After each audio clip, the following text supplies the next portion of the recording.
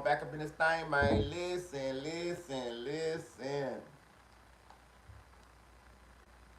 I hope everybody having a great day.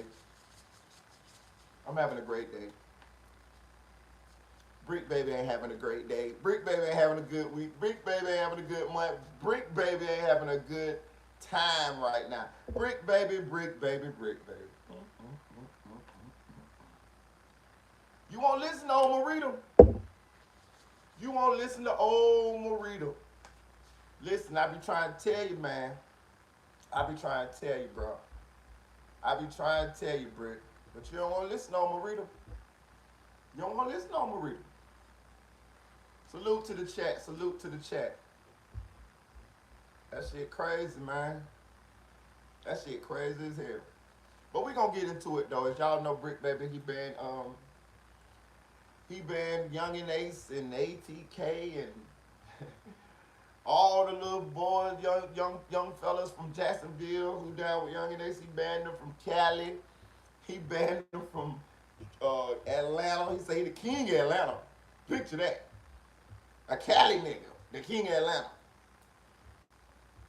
And he banned him from Carolinas. I don't know who he know in Carolina, but they wasn't there for him because them boys rocked the show last night in Carolina. But we gonna talk about it. Also, man, if y'all looked at the title, we gonna get into it, man. Karma's a B-I-T-C-H. Real shit. And I don't say that to disrespect any of the young men that lost their life. If y'all been watching this channel long enough, y'all will know that my sentiment, my message on this channel is get out the streets. Y'all talking to somebody that was in the streets for a long, long time. Y'all look at my record. I'm a former drug dealer. I'm a former fraudster. I done did it all, but except kill nobody. I ain't never killed nobody. And I ain't gonna sit up here and lie and say I did. But I done been shot at, done shot motherfuckers, been shot at, been shot back at. You know, it all goes down in the streets. There ain't nothing glorified. I'm lucky to be here. I'm blessed to be here. And by me knowing that, that's why I want to try to send a message to some of our young people to get out the streets. Why don't tell me my motherfucking... Oh, here go the bullshit. Hold on, boy.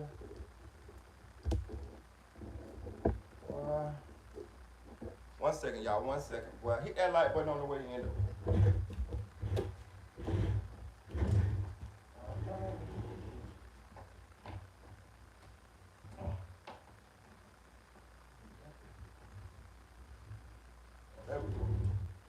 For real, boy. Check that thing out, boy. But I put the title as that because with the death of Lil Twin, with the death of Lil SCOOM, with the death of Julio, FOOLIO, with the death of TJ, I can't get past the irony and the karma that surrounded these boys passing. And if you've been watching this channel long enough, we talk about this, bro. Like I done told y'all, bro. Like we done had these conversations enough, and I done explained from my experience what I done experienced in life. You got to put out good energy more than you put out bad energy. Ain't nobody's perfect, but you try to be a better person today than he was yesterday. Because if you don't, that negative energy that you put out, it has to go somewhere, and everything is reciprocal. If you look at the way life set up, everything goes in a circle. So it's got to go somewhere. It's going to come back to you. I done gave people examples how this stuff come back to you. And in a lot of these cases that we done been looked at, you could see the negative energy that was put out and how it came back. So what we going to shout at SLK on Sunlight Cloud TV, yo, Inglewood. So what we gonna do is here, I'm gonna show you, we gonna go over the situations that cost each one of these young boys their life. SCOOM, Julio, FOOLIO, TJ, and and Twin, and tell me if Karma ain't a bitch.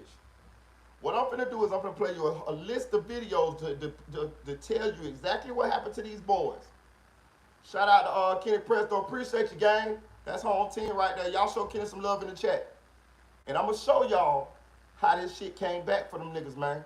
Know what I'm saying? And y'all gonna listen. It's up to y'all if y'all want to listen to me or not. But before this video out, we gonna damn near prove Karma, bitch, boy. For real, this Karma came for them niggas. Know what I'm saying? So let me play this shit real quick for y'all. For real. What is the first video I'm gonna play for y'all, because I'm not from Chicago, y'all. I'm from Florida, so I always like to defer to my Chicago bloggers when it comes to Chicago business. You know what I'm saying? I know a little bit about Chicago, but not a lot. You know what I mean? So a lot of the information I get, sometimes I can get some first-hand information because I got people up that way. But a lot of times I get it from my blogger buddies or people who reach out to me through my DMs. This is X-Man Rico, who's one of the top Chicago bloggers, and this is Street Certified News. And they're going to be telling y'all what happened to THF Twin, and they're going to tell you what happened to 800 TJ, also Lil SCOOM. Check them out. 8 hours, man. Chicago has been like a war zone. Last week. In the last week, and I mean, you can really say in the last month, it all started with the death of rising rapper Lil Jeff. He died on the drill, so we're not gonna say the tragic death like that. We're gonna keep it solid, keep it real. But he was out here doing what he do, and it just so happened that it ain't work out. And he passed.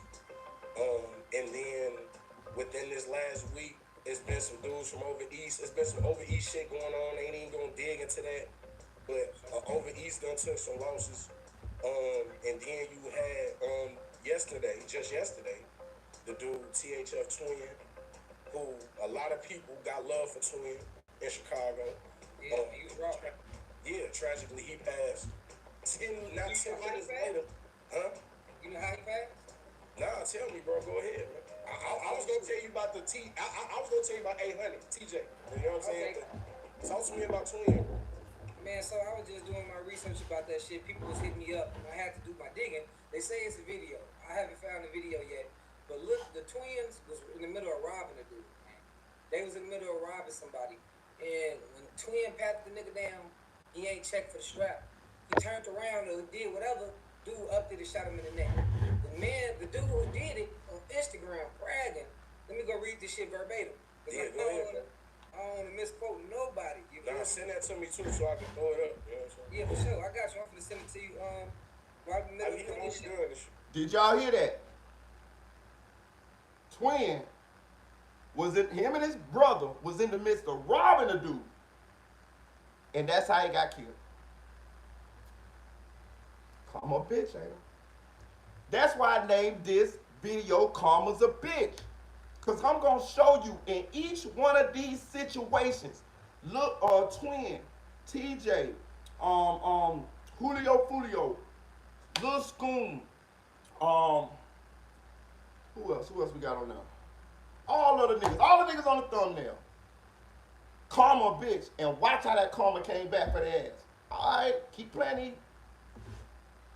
Yeah, most definitely. The man said, if you out here trying to rob, make sure you check me, not check motherfuckers. He said, make sure you check me all the way. Ask dude brother, his ass ain't making for him. And then the next one, I don't know why little twin ass lying, he ran. But I'ma shut up and let baby girl have this interview. My bad, Twin died, not little twin. You know it's too long. Pretty much saying I changed the title. And it goes back to what you say about Lil Jeff. Like, even though the death of Lil Twin was sad and unfortunate, could you say it was tragic if he in the middle of robbing somebody? We gotta stop thinking everybody is Shout out to I can't say it's tragic, man. I gotta say that's people time be coming, bro. Maybe it was his time. You know what I'm saying? It sounds like his time up too. He was doing exactly what he wanted to do. At that moment in time, he was outside on some street shit, and it wasn't no accident. Ain't nobody run up at his mama house. He was living that street life, and that's what come with it. You know what I mean? So Yeah, I feel bad for the families, man. Condolences to the mothers, to the daughters, to the sisters, to the sons. Yep. But I mean, it, And that's why I be trying to tell y'all too. Listen to me. I told y'all as these stories go on, Marita Boy is gonna be more right than wrong if you listen to me on this channel, because I'm gonna tell you the right thing to do. That's why I tell y'all that's why I give y'all my life experiences, the things that I done learned in life, for the mistakes that I done made, and also the things that I done seen. You know what I mean? I'm just trying to pass this information down. Maybe it'll help somebody. Maybe it'll save your baby. Maybe it'll save you. Who knows? But listen, this one thing I did tell y'all, if you've been watching this channel, been subscribed to this channel long enough, that the things you do affect the people around you. When we out here wilding and all this type of stuff, we got to realize that there's people that love us. It's people that care about us. And if we lose our lives, it affects them. You feel me? That's what that goes to when I was talking about Angela Simmons and the danger that she got herself in by going with Yo Gotti. She got to think about her son. Your life is important. You don't have no children from Yo Gotti. Yo Gotti is just a man. He can cheat on you tomorrow and you can leave him. Or you can cheat on him tomorrow and he'll leave you, however it goes. Y'all got no ties other than y'all care for each other. But you have a son that you have an obligation to. So being that the dude that you like sleeping with, or you got feelings for, you love, got people that wants to kill him, bodies dropping around him, and they killing his brother and stuff like that, you owe it to your child to get yourself out of that situation. Because if he leave you, if he lose you, he gonna have to deal with the loss of not just his father, but his mama, because Angela Simmons' son has lost his father as well. His father was murdered. So you being the only parent that he got, you need to make sure that you move a certain kind of way. You ain't around a certain kind of people. You ain't in a certain kind of environment, or you ain't got a certain kind of element around you. That's the same as me. That's why I can speak on it, because I got that same situation going on. My children lost their mother 2 years ago. I'm the only parent that my two oldest children have.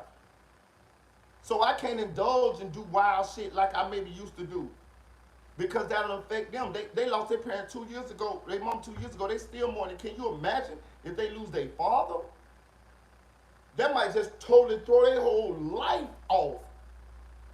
You feel me? You don't know how the loss of a loved one can affect somebody. My brother went crazy because my other brother got killed. When my brother was 21, my brother got killed. My other brother was like 28, 29, something like that. But they was close. That drove my brother crazy over a period of time. Swear to God, crazy. And that same brother, he just died last year. No, what we in? Yeah, last year. He just died last year. One brother got murdered at 20 in 96. And from 96 to last year, my brother slowly went crazy. On God, nigga. Had to put him in a crazy house and everything. This nigga was the sanest nigga I ever met in my life. But the loss of my brother hurt him so bad till he never recovered. When my brother got killed, he cried like a baby. We used to go to the cemetery and talk to the grave. Every weekend he would get a bottle, get in his car, get him some weed, and go and talk to the grave, go talk to my brother. Eventually he went crazy because of that. On my kids, nigga. He never recovered from that.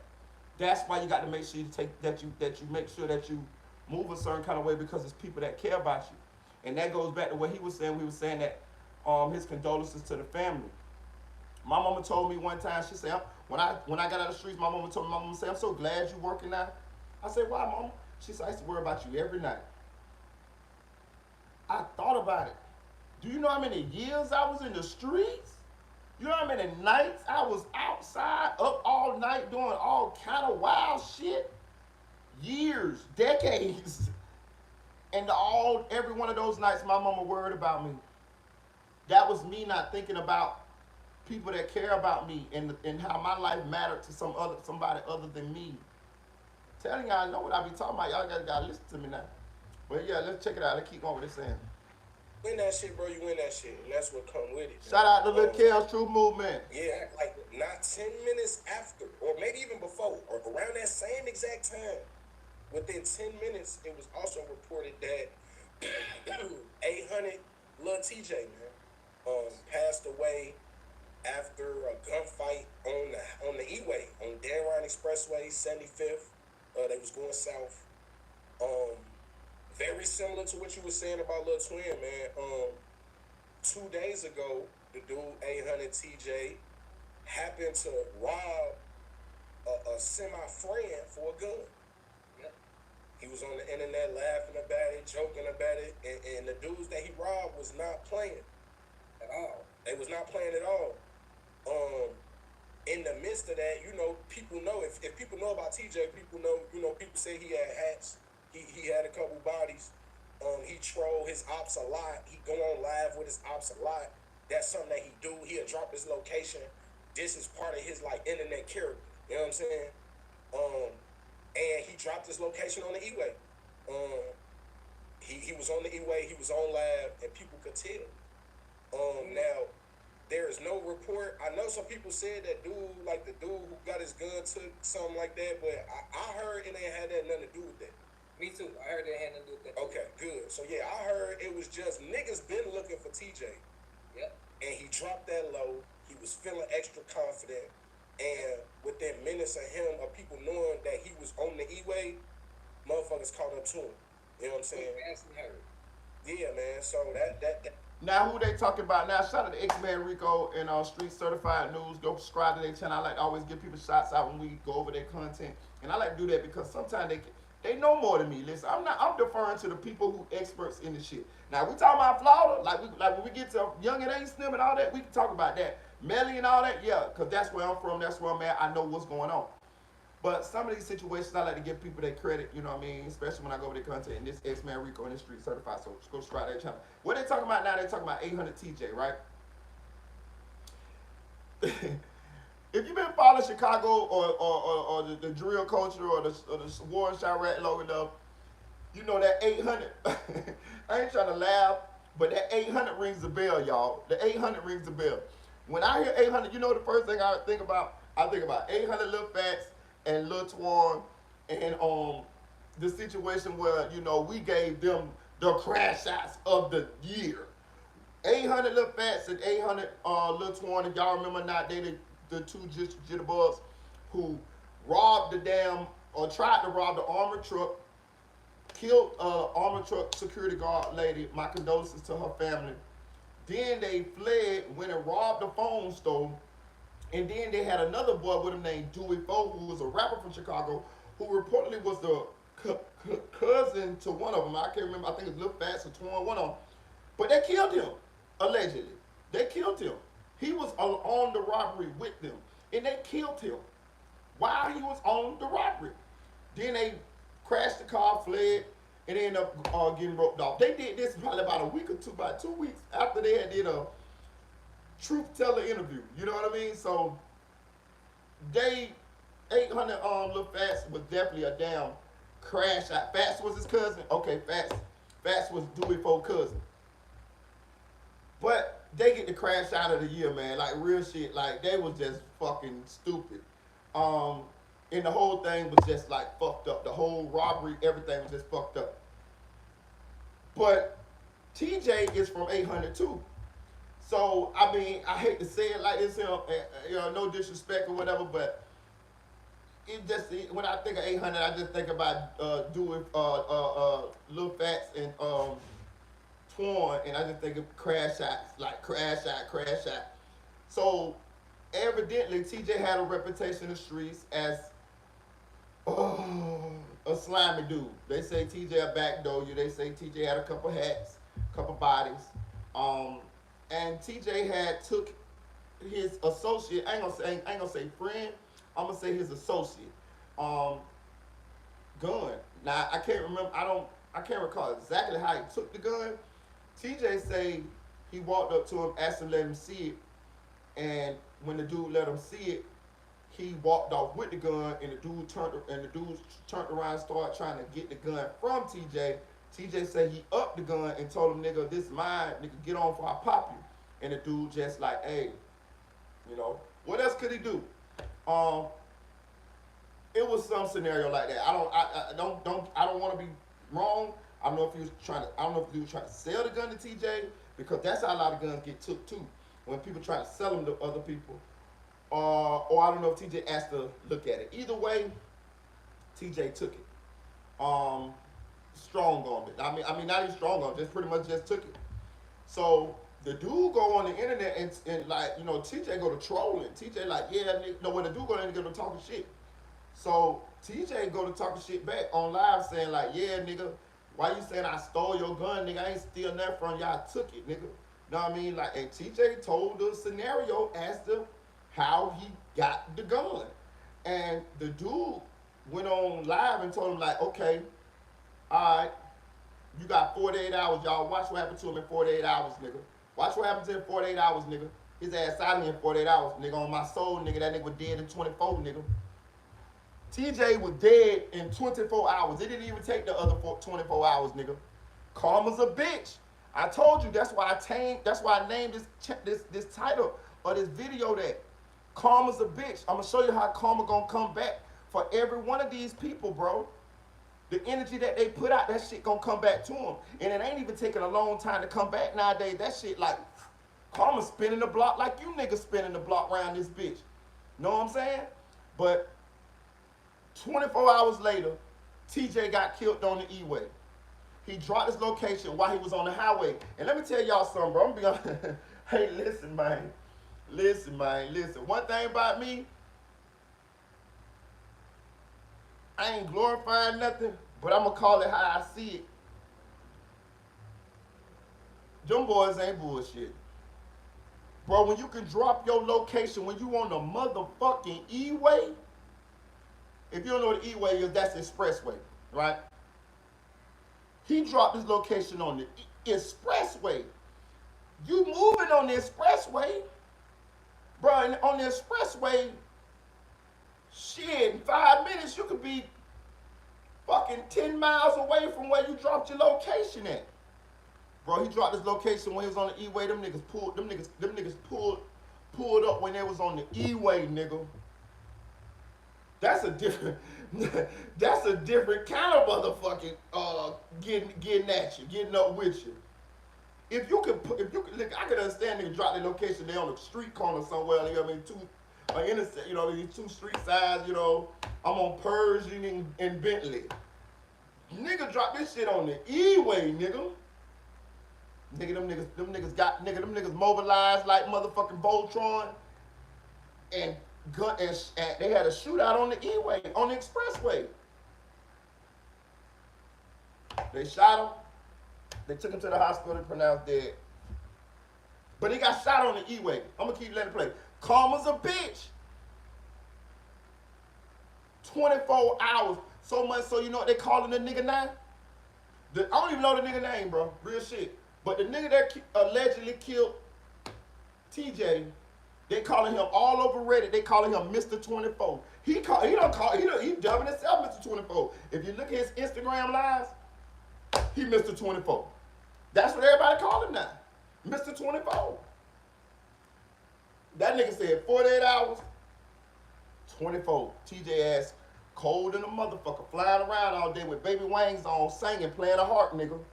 Playing a heart, nigga. For real.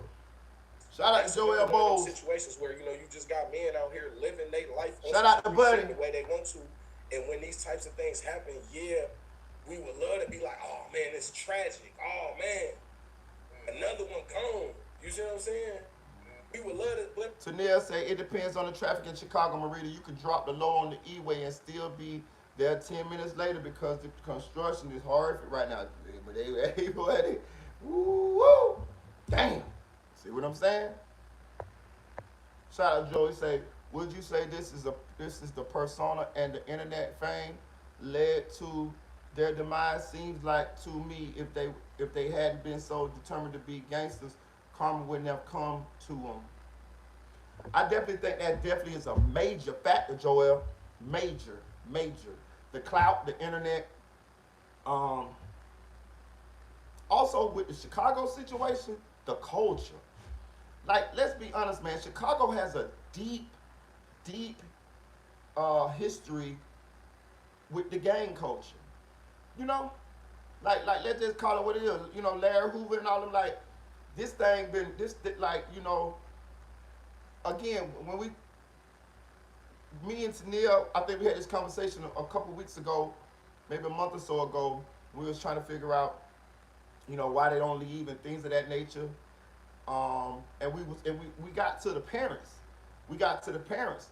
A lot of times these parents are just as immersed in the gang culture as the kids.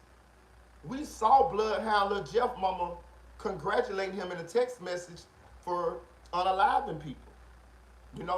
I told y'all I got my ex, my baby mama's family. Um, they have family from Chicago.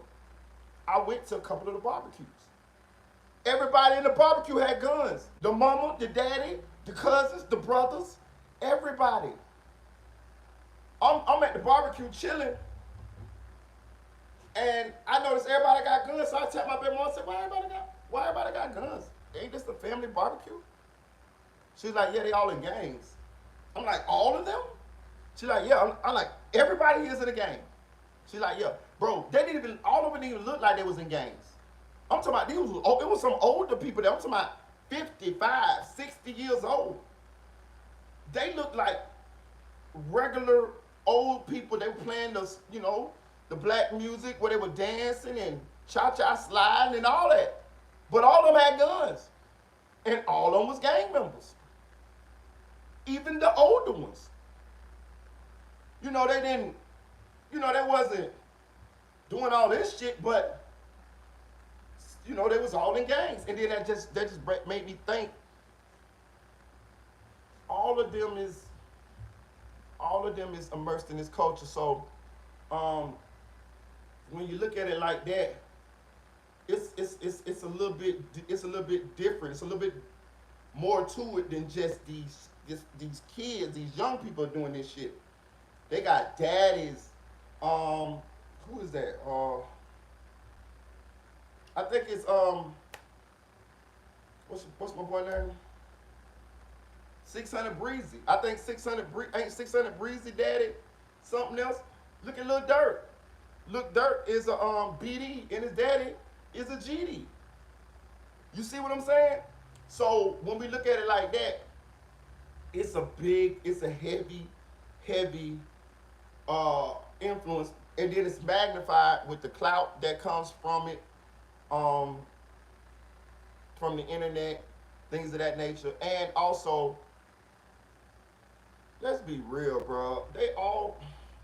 But then again, I ain't gonna put it all on King Von, because them niggas been playing that game before King Von even got famous.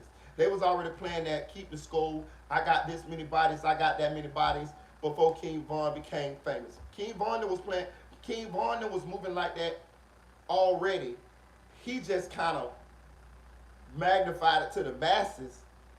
But Wooski, King Von, Lil B, all these boys, they already was, what my boy name, Mad Max, all these boys was already playing for keeps, keeping the score.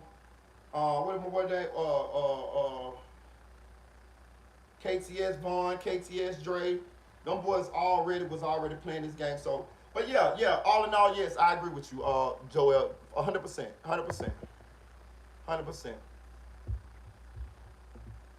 At the end of the day, bro, this come to me. Hit that like button. With whatever you doing, chill or dead, it's all part of the game. You could get rich. It's a lot of different parts of the game. For sure. You know what I'm saying? Also, man, want to talk about the dude Lil SCOOM, man. Yeah, we gotta get that for sure. I want to talk about Lil SCOOM, man. I mean, he was active. He was a member. He wasn't. I don't believe he was active at the moment when he. Okay, Joel said, yeah, but the parents don't move like that. The whole drill movement is different. Yes, it's I agree. It's on another level. It's on a higher level. You know, with anything, the youngsters take it farther than the generation before. Yes, this drill. They didn't have the internet back then either. You know what I mean? They didn't have the internet when the parents and all of them was doing what they was doing. So, yeah.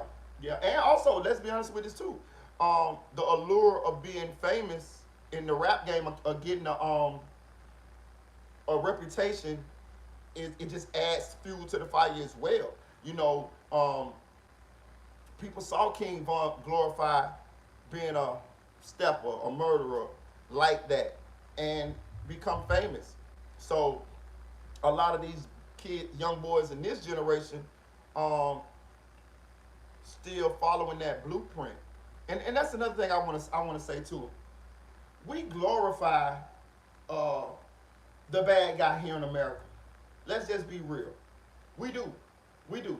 When we watch movies, we glorifying Al Capone. We glorifying John Gotti. We glorifying the lawlessness. We glorifying the people who get street justice. We do it in movies. We like to see that. I like to see that. Like just be keep it real. But that's definitely um, indoctrinating us, the younger generation, um, to look at life like this. You know what I mean? Like even me, I got a soft spot. I got a soft spot for the person, for the street guy, for the street people. You know what I mean? Like, not saying that I ain't smart enough to know that that's not the way to live a productive life and a long life and a healthy life. I do, but I still got a soft spot for them. I'm not saying I'm anti-government, because I'm not, because I understand that we need government, because this society would fall. But I do believe that it is the biggest gangsters, the biggest criminals, the biggest corruption is in the government. You know what I mean? And I operated outside the law for so long in my life, um, and I don't feel, and honestly, I don't, and I'm gonna be honest with you, I don't feel like I was wrong for everything that I did. To be honest with you, I feel like I was wrong for a lot of it, but I don't feel like I was wrong for everything that I did when I was in the streets. To be real with you, you know, so, and what, and but do that mean I was wrong? Do that mean I wasn't wrong? Hell no, that don't mean that I wasn't wrong. It could be just me just justifying what I did in my mind, which I really try not to do. Um, but some of my, but or me thinking that some of my crimes was victimless crimes. You know what I mean? Or me feeling like I was Robin Hood, robbing from the rich and giving to the poor, whatever. Um, you know how people justify shit in their mind. But all in all, I still feel like um, it's a perfect storm. It's the perfect storm. Um, and then let's be real. We see our supposedly we see our law enforcement, our politicians, our presidents, the people that's supposed to operate within the law. We see them operate outside the law. Like if we really want to go down this, if we really want to go down this rabbit hole, um, we see, like, you know what I mean? Like when you really look at what really be going on, you know, you be like, hold on now. So the United States, just for a second, the United States can go over there and start and make a scenario, right? Just like they said, Saddam Hussein had weapons of mass destruction. Let's just say that, right?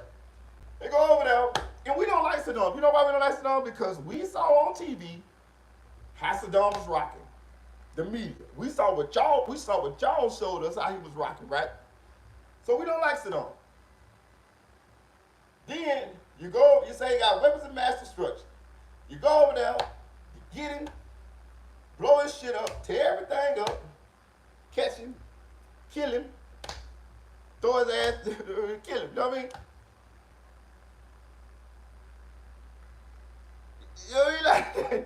Like, y'all ain't just murder this motherfucker, man. Like y'all ain't just take the law into y'all own hands. Y'all ain't just frame this motherfucker and said that he had weapons of mass destruction, and we ain't found now motherfucking nuclear weapon. No shit like that. It is things like this that, you know, when you're really aware and you pay attention to shit, it could make one say, man, fuck the law. Fuck the police. You know what I'm saying? Fuck the police. You know what I mean? Fuck the law. You know what I mean? When you pay attention to how banks rob you of your money, you know what I'm saying? You know what I mean? You pay them for them to hold your money. They take your money, they go invest your money and make money off of your money.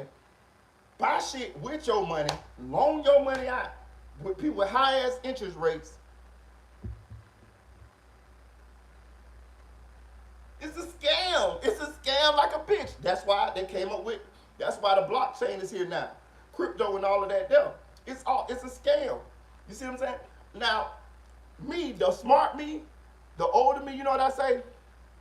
Man, I got time for that shit. I'm finna sit here and just do what these people tell me to do, so I can live so I can live a safe life, and I can just grow old with my kids, and I ain't gotta go to jail. That's what me say now. But do that mean that I don't see the bullshit? Do that mean that I don't see that the game is rigged, that the shit is fixed? No, I see it, but I just choose not to fight against the system no more. You know what I mean? Like the younger me fight against the system. The older me, I got children, grandchildren, all that type of shit. So if I gotta go to work, if I gotta put my money in a bank and pay them, if I gotta follow these rules in order for me not to go to jail, fuck it. That's what I'm doing. They done beat the rebelliousness out of Marita boy. You feel me? Like, you know what I mean? But I'm just trying to show you that I do see that the game is rigged. I do see that the rules are different for certain motherfuckers. You know what I mean? And even they are lawless. You know what I mean? Like, we gotta follow the rules, but y'all ain't gotta follow the rules. Do you understand? Do you realize that? Do you realize that insider trading is legal for Congress and all of them? You realize that, right? You know that's the same shit that they put Martha Stewart in jail for, right? Martha Stewart was getting tips on stocks and shit and where to move her money at, where she might lose some money, where she might make some money. Well, do you know that Nancy Pelosi and all of them, they can legally do that? How do you think those politicians get into office and they be worth maybe $500,000, $1 million? By the time they ask me ready to get about that bitch, they worth like $500 million, because they the ones who give the contracts to these big construction companies and pass these laws and things that way, and they know what's coming down the pipe. They know what's going to be built over here, so they know where to invest their money at and things of this nature. The game is rigged. It's fucking rigged. It's fucking rigged. You feel what I'm saying? Like, but the thing about it, I just choose not to. I realize that I can't win. I can't beat this motherfucker. Like this shit set up. So I ain't got time. I ain't got time to be doing all that shit there, man. I'm 43 years old, and I'm just gonna go with the flow, raise my grandchildren, be here with my children, and just enjoy life. Smoke me a little weed and fall in love and enjoy the time that I got with my loved ones. But I'm just trying to show you, you know, some people like you, not to, you know, get no slaving connotations, but some people still kunta kinte. Some people still want to run. You know, some people still want to run till they get their foot cut off. No, my foot cut off. You know what I mean? I'm 43 years old. My foot is cut off. I'm finna sit right here and I'm finna just enjoy life. Cause, you know, I'm finna enjoy life. You know, that's what I'm saying. But I'm just saying, like, as far as like America glorifies the bad guy. And in a certain kind of way, it's American. It's American to be a rebel. You know, it's American to, you know, let's think about America for instance, right? How America got started. I tell you, I love history. Some Europeans, just what they tell us. I'm gonna just say what they tell us. Some Europeans didn't like what was going on over there, and they came over here. They found a new land. When they got over here, they started staking their claim to some land. Now, of course, it was already some indigenous people here. You know what happened with them? Like True Tellers say, they got rid of them. You know what I mean? Chained them up, put them on reservations, how you want to call it. But then, when England was like, hey, look, y'all went over there and claimed that land for us, boy, that's our shit. You know what the motherfuckers who had already got here before said? Oh no. This ain't y'all shit. This our shit. So they came over here. They came over here to get this new shit. England, so that's how they had the goddamn war. Remember they had the war? England and all of them came over this bitch. Like, nah, nigga, this supposed to be y'all shit. Y'all went over there and got this shit for us. Nah, America like, hell no. The settlers was like, hell no, bitch. We got this new land. This our shit. We ain't following them punk ass rules you got no more. We ain't paying you country boys nothing. This America. Buck, we buck. They buck. The settlers buck. Bitch, this our shit. And what ended up happening? They won. The settlers won. England took all them shit went right on back, crossed over there in the water, and this is how we get our country. Rebels. Another shit. They killed Indians too. I'm not laughing, y'all. I'm just telling you. I watch history. They killed the motherfucking Indians too. Woo! They killed them bitches too. I mean, they killed them. They took their shit too. It's American. I'm telling you, like it's built in the country. It's built in the fabric of America to operate outside the rules. Take some shit. You know what I mean? Like real shit, man. Like I ain't mean to give y'all no history lesson, but I'm just telling you, bro. Like I just see the bigger picture and see how this shit go down. You know what I mean? So I'm one that I don't let it drive me crazy. I just like history, so I just pay attention to it. And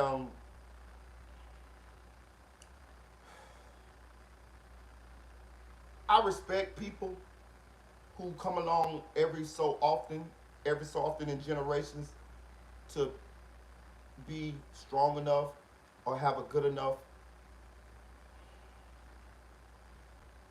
I don't know, be special. I'm just saying a special person.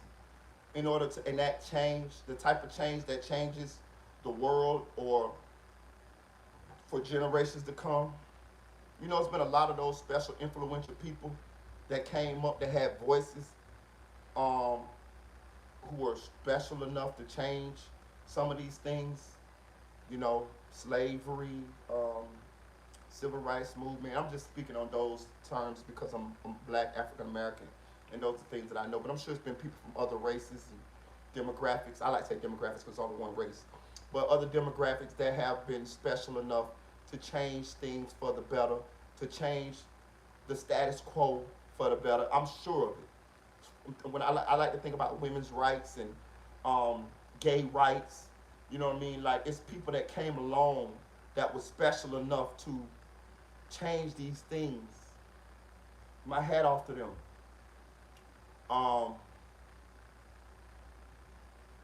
But I you know, at this stage in my life, you know, at the age I'm at, I do it this way. I do it with talking and all of this right here. But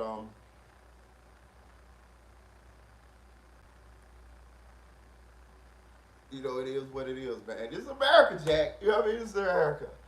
Yeah. Shout out SLK. But yeah, let's keep going though. But that's a good question, Joe. But yeah, I agree. And all in all, I gave that history lesson. But I agree. Yeah, gay rights, man. Them human beings, buddy. Them human beings, buddy. We is not bashing no gay people over there. Nigga, I got gay nephews. I got gay family members and all that. You know, they people. What we gonna do? Know what I'm saying? They got to have rights. Look, so what would Jesus do? That's how we gotta do it like that. Since America is overwhelmingly Christian, what would Jesus do? You think Jesus wouldn't give the gay people rights? And let's be honest, brave enough. Exactly, Joel, exactly. Know what I'm saying? Like, that's what I'm saying, buddy. Like, you know, I know you're a God-fearing person. So that's what I'm saying. What would Jesus do? I saw people in the Bible, you know, doing whatever they was doing, casting aspersions and talking, talking shit to Mary Magdalene for her profession. What did Jesus do? Come on with me. She was a whore. Saul, was a murderer. He used to murder Christians. What Jesus tell him? Come on with me. Made them disciples. So I just don't believe that Jesus would be out this motherfucker killing gay people. You feel me? So they gotta have rights. They're human beings. Fuck yeah, I believe in that. And I ain't gay. For sure, I love me some women. But them people, and you know what, and you know what, listen, and you know how, and I believe that 100% wholeheartedly. Let me tell you how I know. Because my son, he's straight. He has a daughter, got a girlfriend, all of that. But I thought about this a long time ago. I said, what if my son grew up to be gay? What would I do? Am I not gonna love my son? Am I just gonna forget him, throw him away? Because that's what he chooses to do with his life? You got me fucked up. I'm gonna love his little rainbow finger color hand wearing ass. I'm gonna pick at him though, but I'm gonna love him. That's my boy. That's my son. That's my girl. Whatever the fuck we is. I'm gonna pick at him, but I'm gonna love him. I'm gonna love him. If you gay, you my son. You're gonna get a couple jokes. Not enough to where I'm gonna make you feel like you ain't loved. I'm different. I'm gonna crack on you, and then I'm gonna tell you I love you. Put my arm around you. You know what I mean? Like, you know what I mean? Like, I'm not the type of that's those nasty crack on you to where you just, my dad hates me. No, I ain't that type. But I'm gonna crack. I'm from the South. Your ass getting cracked on. You know what I mean? Like, we're gonna be walking in the mall, and I'm gonna be seeing a girl, I'm looking at a girl ass, and you gonna look at a girl, I'm gonna tap, hey, stop looking at that. You don't want that, boy. That ain't even what you want. You don't even know what to do with that. Like, I'm gonna say little slick shit like that. But I'm gonna love them, bro. You got to, bro. Other than that, bro, listen, the overwhelming sentiment in the Bible is love. Love thy neighbor. Love. Love is the highest vibration. Love your enemy. Love. Love conquers all, boy. You don't believe it or not? It do. Bad as we is, as much as bad as shit we do, God still love us. We done did some bad shit. Everybody know what they done did behind closed doors that don't nobody know about. God still love us though. You know what I mean? So I love him. I love my bro. I got my baby mama got a gay brother, and he got a gay boyfriend, and I fuck with him heavy, real shit. Pause. But no, them like real shit. We all work together. They live with me for a while. Like real shit. Like I rock with them. We done went out to clubs, all type of shit. And I ain't never been, but I'm saying, I rock with them. Shit, yeah. Like I ain't got no problem with that. I ain't judging the sin, buddy. Listen.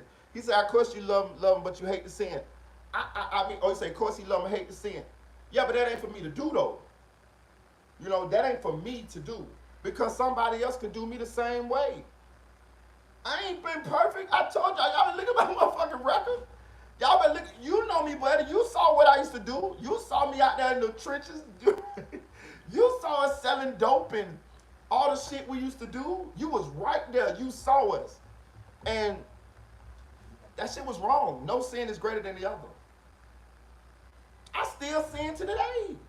What make me if I walk in the store and I steal something, in the Bible that tells us that's the same as a gay man fornicating.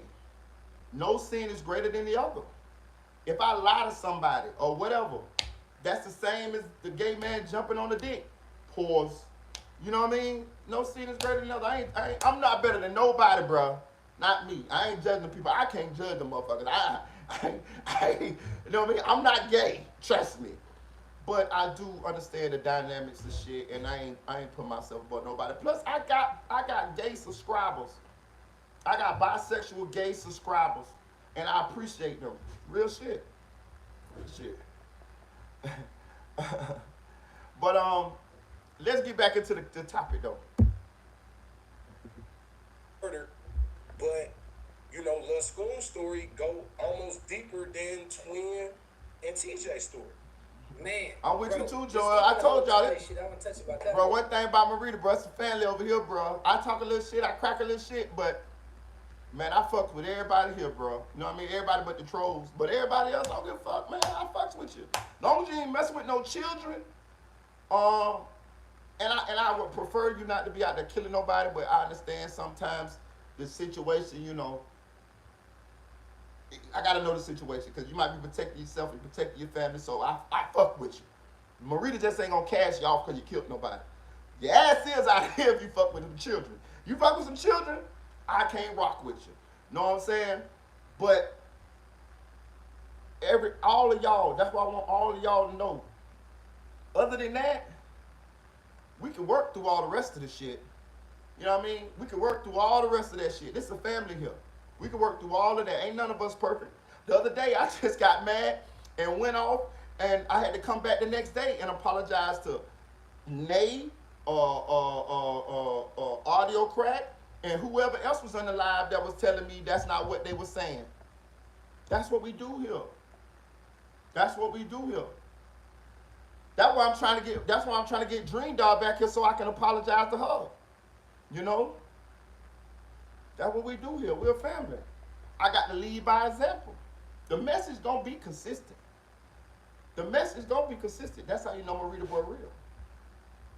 But I'm gonna crack on you a little bit, but I love you. Kind of remind me of FOOLIO. You know how a motherfucker Yup. troll, they got this internet image, kind of can't be touched. Like they can be touched, but they haven't took an. Shout out to my boy Buddy 100 though. Do all that internet trolling because he was just trolling listener. Hey, let me tell y'all something. My boy Buddy,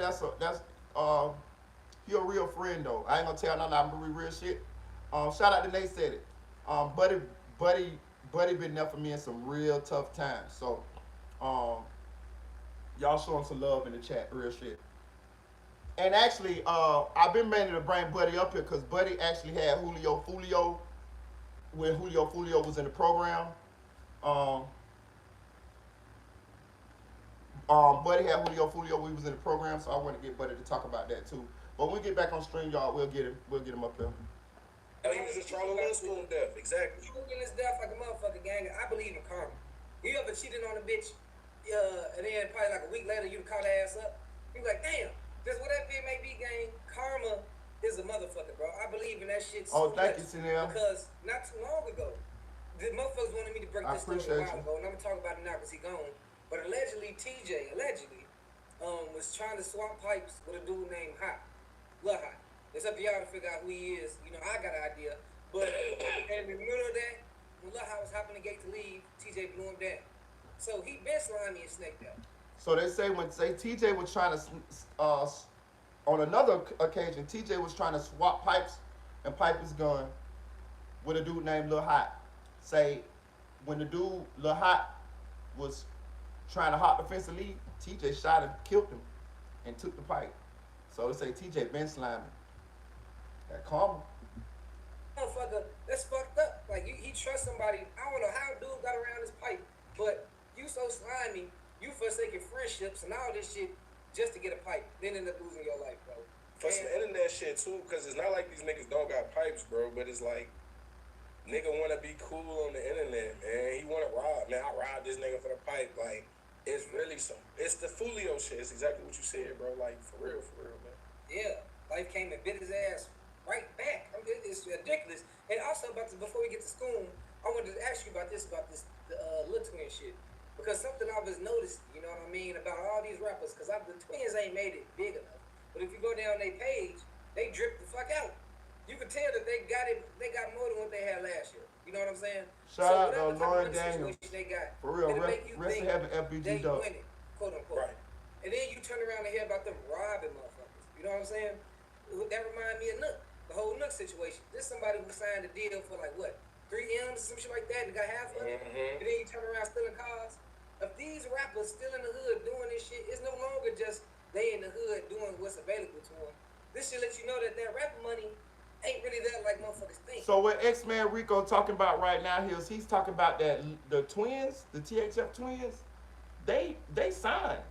They have rap record contracts. And they're still out here in the streets robbing. And that just cost one of the twins his life. Crazy, ain't it? I'm telling y'all one thing I know, bro. Listen, I'm gonna just take it another step farther than that.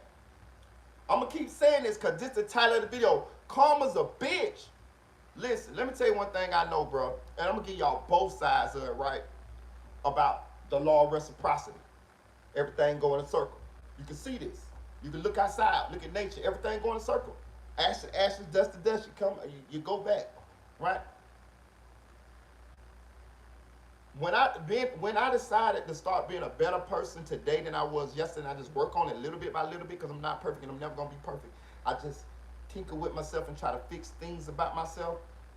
And sometimes it's not easy. Sometimes it's hard to look in that mirror and know you fucked up and can't swallow and don't want to swallow your pride. That's where BRICC Baby at. We're gonna get to him later on. But that's where BRICC Baby at.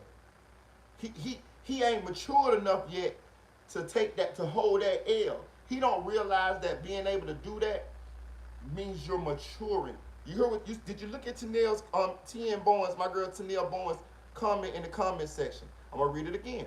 She say, that's why I still rock with you, Marita. You hold yourself accountable and I respect you for that. See?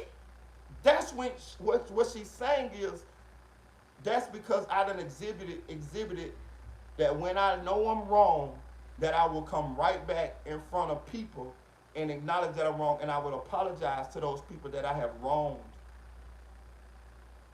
Some people look at this as a loss. Some people ain't matured yet, or maybe they won't never. I don't know. People mature at different ages or different rates and stages in their life. But they ain't got there yet to where they can do that. They don't realize that doing that is a good thing. You see? That's what BRICC Baby ain't got yet. You see what I'm saying? But let me tell you about the law of reciprocity. Being that I done been living this way for a while now, when I go through shit in life, just like everybody else go through shit in life, I promise you, on everything, God always put angels in my life. And they come in the form of people to get me, to help me through these times. Sometimes it comes as a conversation, something to get my mind back focused, to get my mind from being depressed. Sometimes it comes in the form of help. Somebody might give me a job, or somebody might loan me some money or donate some money. Hell, you guys donating to the channel. I look at all, that's why I keep telling you, I look at everything as a blessing. You send me $1, that's a blessing. I have never looked at now dime any of you have given me, donated me as like, oh, who? You could give me a quarter right now, nigga, I feel like you gave me $100. That's because I understand. I understand the value. I understand the blessings. I'm appreciative. But when y'all have done those things have been blessings to help me get through certain times, certain situations, to pay a bill. This is the law of reciprocity. This is me, that positive energy, giving it out, shooting it out, living it, talking it, breathing it, and it's coming back. Boy, I got some people in my life right now, I promise to God, boy, I wouldn't trade them motherfuckers for all the gold in Fort Knox. Real shit. Fuck the money. Fuck all that other shit. I don't give a fuck. Listen, I'm gonna tell you something. I appreciate when y'all help me out. I do. But you know what I appreciate more? The gesture, the kindness, the fact that you in your heart did that shit and you didn't have to. I've been fucked over. I've been fucked over, robbed, cheated, kicked, left for dead so much in life. Bitch, I damn near don't even know how to act when somebody show me genuine kindness, nigga. Nigga, I'm like a fucking abused kid. You know what I mean? Like I'd be like, oh, you bought me something to eat? Or you know what I mean? Like I'd be like, oh, you know what I mean? Like that shit be fucking me up. I don't know how to deal with that. You know what I'm saying? I don't know how to I have to check myself sometimes. And I be like, damn, genuine people really do exist. Like I know they exist because I'm one, but I know they're there, but I'm just saying I be like, it's still when somebody show me that, hey Zay, when somebody show me that kind of kindness and love out the kindness of their heart, and they didn't have to, man, that shit be making me damn near want to cry. I'm gonna tell you why, because I know people that I knew all my life, people that I did all type of shit for, and I ain't did half of what I did for them for y'all is what I did for them, and they don't give a fuck about me. You see? I got people that I done spent tens of thousands of dollars on, for, helped, gave places to stay, all type of shit, and I can't get a dime. If I call them right now and tell them give me $5, they won't give me shit. But I can get on this channel, I can say please donate to the channel, and I can get some people that I just met to send me $5. And you think I don't appreciate y'all? Man, you got me fucked up. That's why I keep telling y'all. I make sure I let y'all know I appreciate y'all. Real shit. But that's the law of reciprocity. That's the positive energy that I've been putting out. Not only just on here, I live this way as well. It cost me to get fucked over quite a few times in life. I ain't gonna cap. I took a lot of losses being more loyal and more kind to people than they were to me. But one thing I will say, God ain't never let me down though. Even when it looked like it's about almost over, it's getting rough and all of that though, he sent one of y'all through. Y'all, listen, in the Bible it say you got to make sure, and I ain't even all churchy, y'all. I want to say that too. I ain't all churchy. I ain't all no churchy type dude. But I have read it. I have been in jail and inside of that cell by myself and ain't had nothing but the Bible to read. And then the Bible say when you got to make sure that when you treat people a certain kind of way, because you never know when you might be entertaining an angel.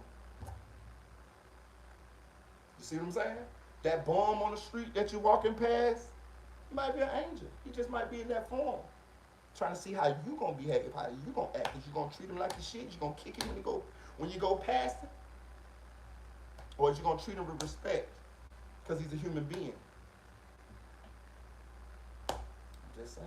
So the law of reciprocity works both ways. Karma's a bitch. You keep throwing out that negative energy. But if you put out that positive energy, when it look like shit, when it look like you at the end of the motherfucking road, when it look like you ain't got no hope, when it look like it's all over, the sky open up, a dove will come out that motherfucker, and God will shine down on you to be a person. It might be me. It might be one of y'all. It might be Marita, boy. I might see you fucked up. Niece, your car done ran out of gas. And you at the gas station. And ain't nobody want to let you get no money. And here come Marita walk out the gas station. And you say, hey, sir, kind sir, could you please give me some money for some gas? I walk back in the store. Hey, man, fill his gas tank up. Just like I did that lady. If you go look at my video, remember I was sitting outside the restaurant and she walked up and she said, I'm hungry. Remember that? Told y'all. Hit the like button. And what I did, I walked her right back in the restaurant and told her anything she want, put it on the card. I ain't tell her what she couldn't get, nothing. Put it on the card. You know why? Because I've been hungry before. I'm going to tell you something. If you ain't never been motherfucking hungry, real true hungry, baby, you do not know. It is hardly, that's one of the worst feelings in the world, to be hungry. I'm talking about real hungry. to where you'll go in that bitch and drink some water to fill your stomach up.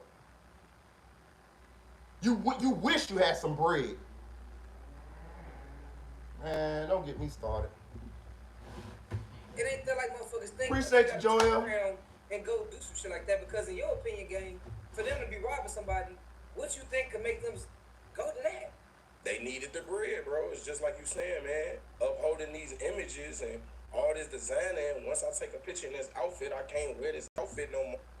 If you appreciative of the blessings that you get, God will bless you with more. Trust me.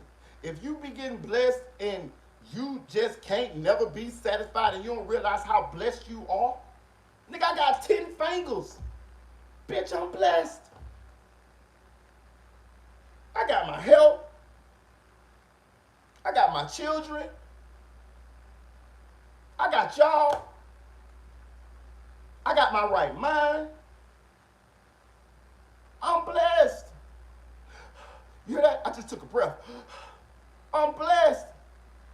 When God see me thinking like that, you know, he look down and say, damn, he get it. He understand that those things that other people may take for granted, he happy to have them. Even though he ain't got a Bentley or a mansion or nothing like that. You know what we're going to do? We're going to give him something else. Because he going to be happy with that. Not only that, you know what he going to do? He going to share it. Blessings get blessed. You get blessed to bless other people. Trust what I'm telling you. You don't get blessed to keep them. You get blessed to bless other people. Now, I ain't telling you all your shit with. But you should. That feeling you get when you get a blessing, you should help somebody else feel that way. I ain't saying give them all your shit. Don't give them all your shit.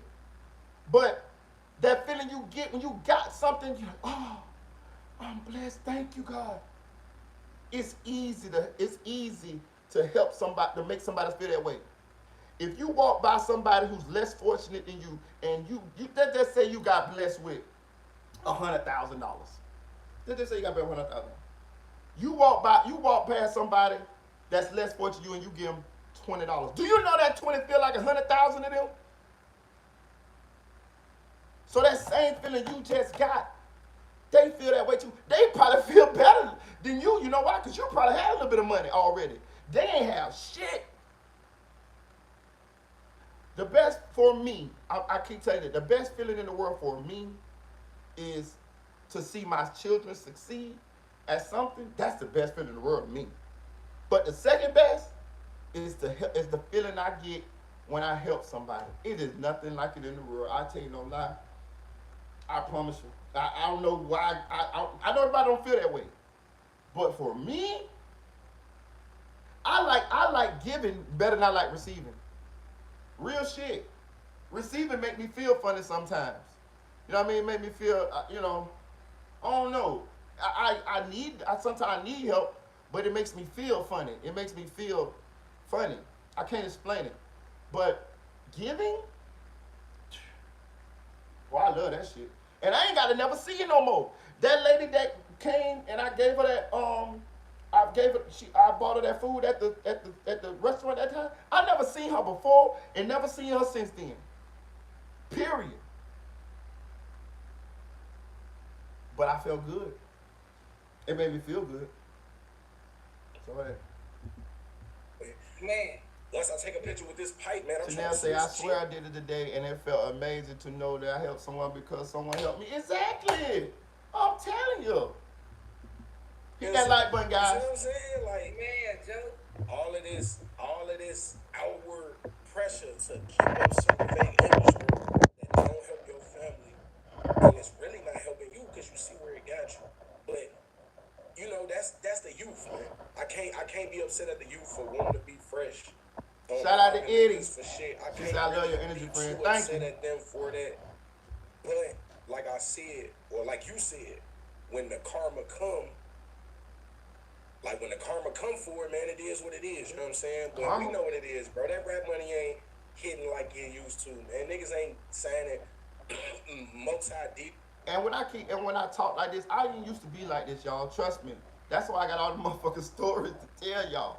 I'm just blessed to still be here in order to tell you the stories. And maybe that's part of the reason why God blessed me to still be here, because then I wasn't the best out there in the streets. I wasn't Pablo Escobar or Scarface or those shit like that. I mean, I got money, I made money, but I wasn't no motherfucking kingpin or nothing like that. I had a little trap shit like that. But it was people out there in the streets that was better than me. They was making more money than me. And um for some reason God blessed me to be here and a lot of them aren't. So sometimes I think that part of the reason why I'm here is for me to share this message. You see what I'm saying? You see, I'm useful. You know what I mean? I'm useful. I can when you look out in the world, you see so much nasty, evil shit going on. Everybody backdooring everybody. Nobody give a fuck about nobody. Everybody's so selfish. Um, Love is at an all-time low. Um, the world need people speaking positivity, living a certain kind of way, genuinely. You know, it do. So maybe I'm of some use. I would like to think so. You know, other than that, I can't really understand why I'm still here. So and I like doing this. I like speaking this way. It ain't forced. I do this. I talk this way to my children. I talk this way to a lot of people if they want to listen. So I enjoy speaking this way. It's all natural. All of this off the top of the dome. This ain't wrote down. This is how I really feel. So I like to think that the reason why God keep waking me up every day and blessing me every day is so I could keep doing this, keep doing what I'm doing. Maybe all of that shit I did it led up to me being right here. People don't like to think that shit, do you? All that shit we did back in the days and all that shit, maybe it led me to be right here in front of you guys, speaking like I'm speaking. Who knows where this shit goes? You know? It's me giving back. You know?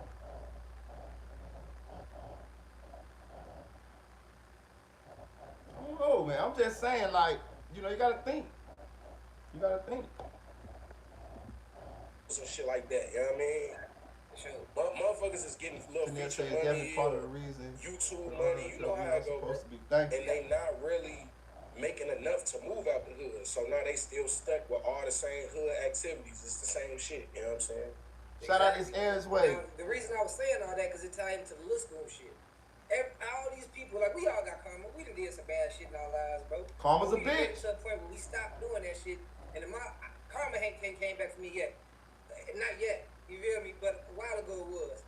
And when I see that shit with LIL SCOOM, something that always stayed in the back of my head, and I ain't do a video on it. But you know, he was going to the school, because remember when I first met you? We were doing that movie with you, telling the little movie. Yep, the back door shit. Remember what happened downtown that day? You talking about the money shit? LIL SCOOM was going to school with him, gang. Oh yeah, I saw that. He the one who dropped their motherfucking load, bro. I saw that, man. He dropped their load to his homies. Like, if you living that life, I ain't gonna promote it now because I'm not living that life. But if I was, I wouldn't be. You know what I'm saying? I wouldn't. You know what I'm saying? And that's how they knew Bronin was downtown like that. Exactly. LIL SCOOM used to go there because LIL SCOOM only 18. Right. So he was in high school at that time. Exactly, bro. He dropped the low to them niggas, man. And then look what happened. Somebody dropped the low on him. Karma, man. Karma is a motherfucker. It don't matter how. Karma's a bitch. I keep telling y'all, listen. And I know y'all know. I know my peoples know. But, you know, y'all could just maybe reciprocate this to some people that you know. Some people in your life, your little nephew that y'all might see going the wrong way, or whoever, your family member, or maybe just a kid in the neighborhood that you take a shine to, and you see they might be going the wrong way, so you put a bug in his head. That's all you can do. Sometimes that's all it takes. Sometimes all it takes is for you to say one thing. We don't know. I done told y'all this before. If I can save one person by doing these videos and, you know, spreading this, what I'm talking, Bro, bitch, I feel like I done accomplished something. Fuck all the money, everything that I ever could make on YouTube. That shit ain't important. Money come, money go. You got your whole life to get money. How many times have it been up and been down, been up and been down? Bitch, we gonna get money. As long as you ain't dead and you got your health and you won't give up, you gonna get you some money. Trust me. But if I could save somebody's life, if somebody could come to me one day and say, Marita, I was doing this, and I started listening to you, and I don't even do that no more, and I do this. What? Me? You mean me? You mean a former drug dealer who did so much bad shit in his life? You listen to me, and by you listening to me, you is successful, or you didn't go down a path that you was going that would have caused you certain destruction, or saved your life. That's the greatest reward. That's how I look at it. I mean, I don't know about y'all, motherfuckers. Maybe motherfuckers get on here, I want to make $1 million. Yeah, cool.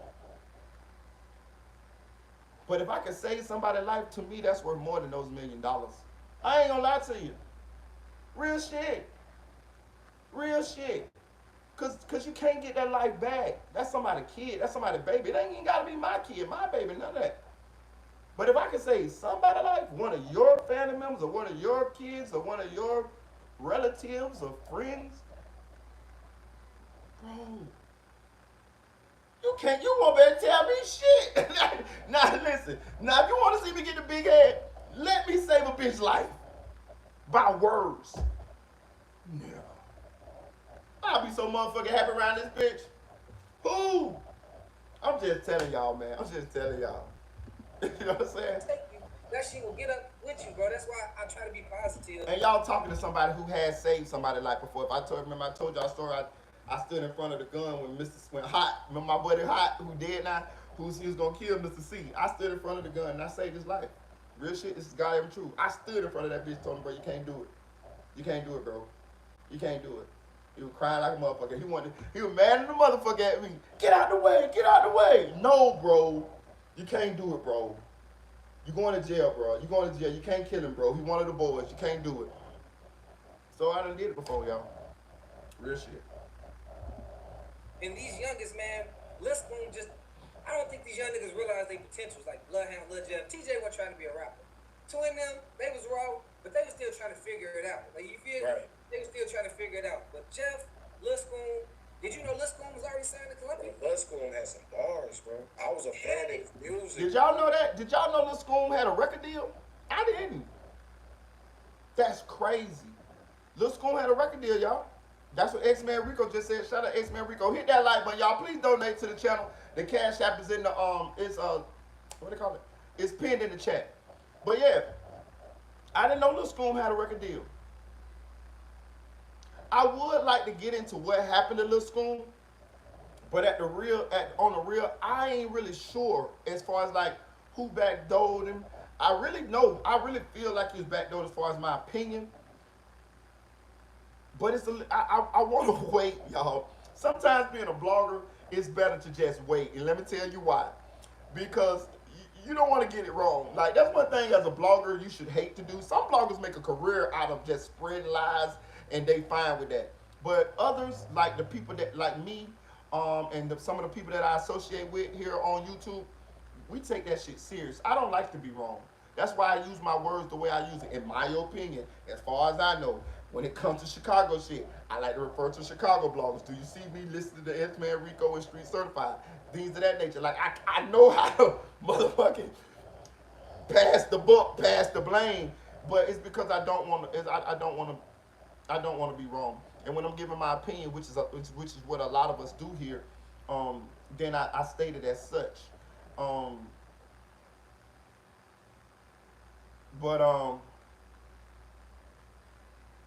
I want to wait with the Lil Scoom who did what. I saw a great theory today from somebody, and I agree with it, but I don't want to say it just yet because I do think some more information gonna come out. And when it do, who cares? Who cares about being first as long as I got it right? See, that's a lot of time. That's what happens a lot of times too with bloggers, you know what I mean? And they want to be first, and they get it wrong. You know what I mean? Don't be first if you ain't got no first information. If you ain't got no credible, good information, your best bet is just to sit and wait till everything shake out and then get it right.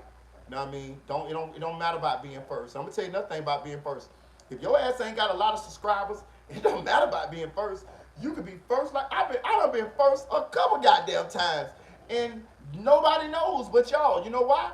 Because I ain't have as many subscribers as somebody else who came out with the situation after me. So what happens is those people get 100,000 views, 50, 60,000 views. Me, I get 800, 700, 500. You know what I mean? And I had this shit first. You know what I'm saying? But so it don't matter. It don't matter. You know what I mean? It don't. You just get it right. Just get it right. The nigga had punchlines, bro. He was a real rapper. Yes, a real rapper, bro, not just rapping fast. But him and Fast though, even though they Okay, we're gonna do that, SLK. Yeah, I know. I got you. I know what you mean. When they beefing, Hit that like button. Hit that like button. Beefing over the SCOOM shit too. Yeah, At the same time, yeah. all that shit. Oh, but let me say this. So did you hear what they said? We said this theory. Shout out to them though. They from Chicago. I know that Street Certified. He didn't know that theory because X-Man Rico just told him. But if y'all remember now, we went over that theory a couple lives ago when we said that. And I remember Tennille was talking about it in the chat as well.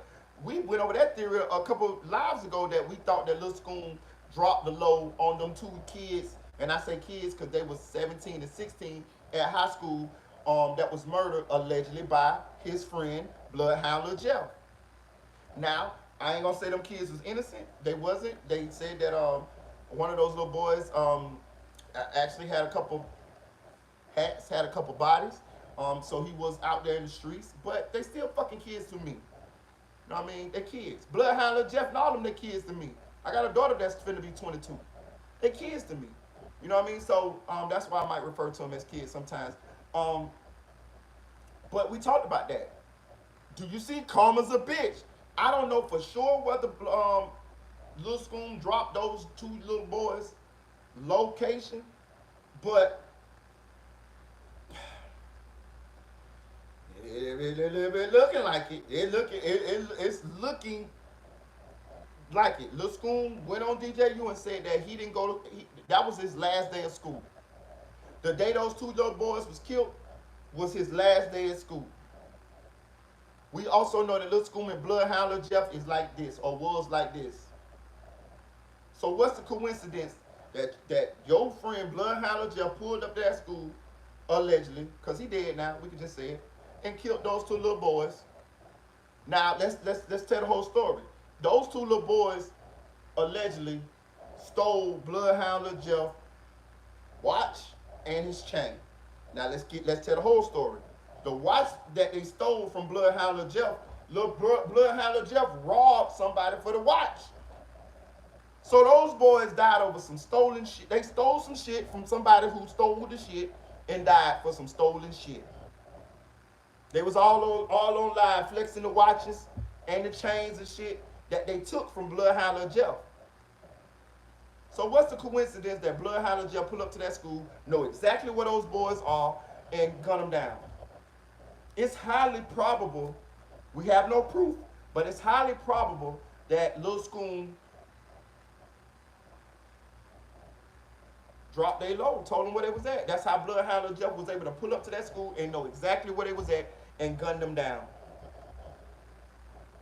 But look what happened to Lil SCOOM. Do you know that Lil SCOOM didn't even have a gun on him when he died? He didn't even have a gun on him. In Chicago. Lacking like a bitch. Lacking like a bitch. Do you realize that do you remember that when Bloodhound Lil Jeff died, Lil SCOOM posted a picture of him and Bloodhound Lil Jeff and say, I see you soon. Rest in peace. I see you soon, brother. About a month later, he was dead. Flying around all day with baby wings on, playing a harp, singing. Nom, nom, nom. Yeah. A month later, Karma's a bitch. That's why I named this title that. Karma's a bitch. In each one of these stories, I'm going to show y'all how karma is a bitch. If karma, listen, I don't listen, bro. Me and somebody been talking. Right? And we've been having this conversation. And I'm gonna bring this question to you guys in a minute. Because as more and more of these young boys die this way in the streets, where me, you, us, we can sit right here, we can have this conversation, we can see what's happening, and we can see what's gonna continue to happen if these people keep doing this and living this way. The question I want to bring to y'all, because it's bracking my mind,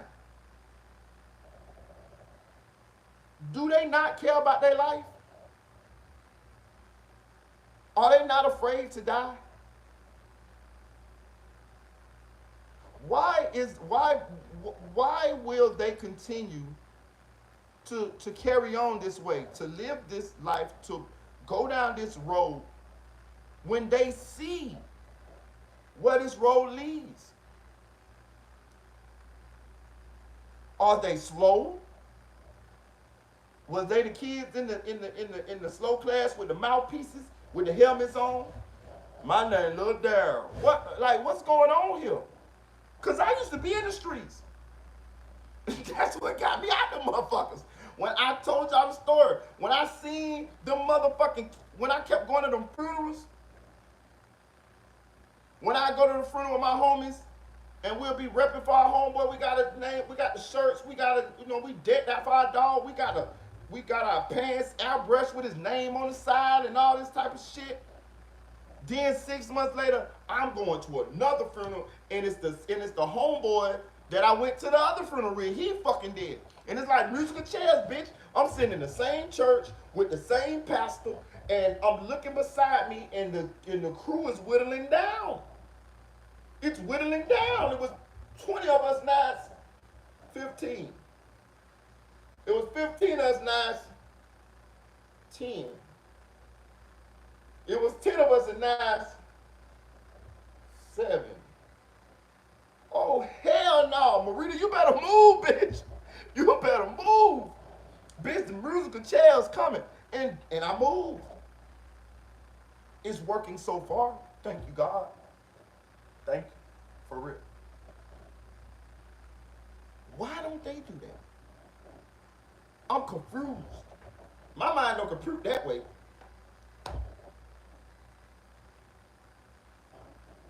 If you a soldier, my dad was a Vietnam veteran. My dad was a member of the Big Red One. He fought for this country, right?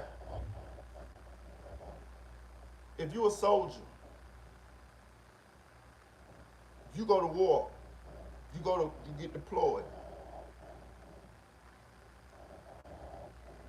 When your tour is over, you go back home, right?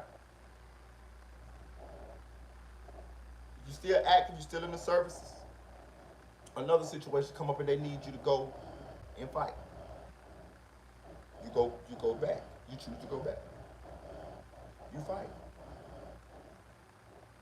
When your tour is over, you go back home. Now you have a choice whether I'm gonna re-enlist or whether I'm gonna stay home with my family. You know, page dudes gonna get your time. You fought for this country. I don't give a fuck if you a Navy SEAL, Green Beret, SEAL Team 6, motherfucking Universal Soldier. If you stay out there on that battlefield, if you never come home, if you just fight, you live in that war zone, it's gonna be your day. One day it's gonna be your day. It's no motherfucking such thing as you just gonna stay out there where the bombs explode and start with the Star Spangled Banner song with the bombs exploding and shit, and you just that much of a skilled soldier to where you just can survive everything. Nah, bitch. It's gonna be your day one day. Right? Same thing for these boys. You can't live in the war zone and stay in the war zone for a lifetime. and expect you not to die or get maimed or something. It's not going to happen. The frequency of the violence is such to where it's going to happen. We see this. Bloodhound Jeff did his thing. 10 bodies, got the tattoos on his neck. Me and somebody had a conversation about that.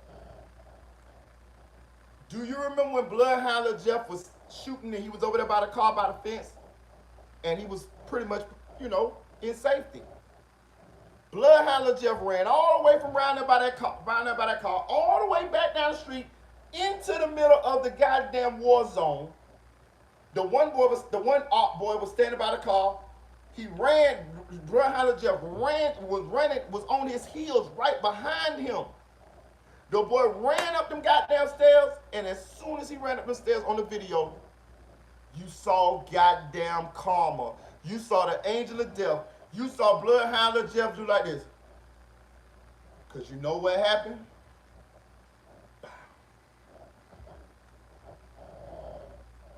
When Bloodhound Jeff was running after that boy, he thought for sure he had a body. He thought for sure he had a body. All he knew is I had to get this 11th body. It's a game to him. It was a score to him. I done did this before. Ain't nothing gonna happen to me. I'm him. I'm him. That's what he was saying. I'm him. I got 10. I want 11. It's a game. He thought he had done killed that boy. When that boy ran up the motherfucking stairs, and what the dude name? Rob. When Rob was standing right there with that motherfucking, that's your ass, Mr. Postman. Right there in Bloodhound, Lil Jeff had about a millisecond to realize your life over.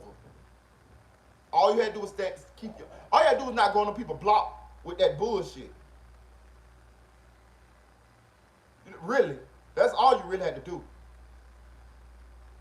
My point is this: for those of these individuals, these young men, because I'm not judging them. I'm not. I just want to get streets. Because I understand that somebody love them. They got children. They somebody baby. They got mothers. Like Julio, FOOLIO mama. You know what I mean? I just want to get streets. But I just want to understand as to what's the end game. What's the reason that you're going to continue to put your life in danger? What are you doing it for? I'm confused. Like, can somebody explain that to me? Like, you don't get no rewinds. This is real life. I mean, it's a little different, but I'm saying I saw Block Louis sitting on Vlad TV with half of his head gone.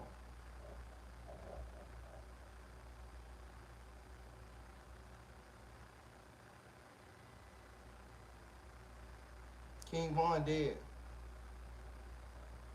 All the gangsters and killers and the T-Roy dead. I saw Can't Get Right in TB walk straight up to T-Roy in a convenience store and kill him. Just as easy. It wasn't even no gunfight. The same guy that they say do all of this and that, and he, oh yeah, T-Roy. Them niggas killed T-Roy without breaking a sweat. Them niggas walked up and killed T-Roy. It could be that easy for any of us. It could be a stray bullet. One bullet. All you do is get shot 9, 10 times, 8 times, 5 times. Oh, I done been shot. I'm gonna be out, nigga. Sean Taylor got shot 1 time in the thigh and died. You have the main artery in your thigh. Don't take it 1 time. I'm just asking y'all a question. I'm gonna keep going. I'm just asking the question. Shit, bro. But motherfucking, did you know SCOOM was signed to? Yeah, you're right, Dennis. My bad. I'm gonna change the title. You're right. It's twin, not little twin. My bad. I said that. My bad, y'all. If y'all, my bad. Y'all right. It's twin, not little twin. I apologize. I'm gonna change the title, but I'm just on this shit. Hold on. I'll probably do it now. Go ahead. I didn't know he was signed to Columbia. I heard he had signed a deal, and just from being a fan of Lil Jeff and just paying attention to the music in Chicago, I felt personally that SCOOM had the best bars. Yep. As a rapper.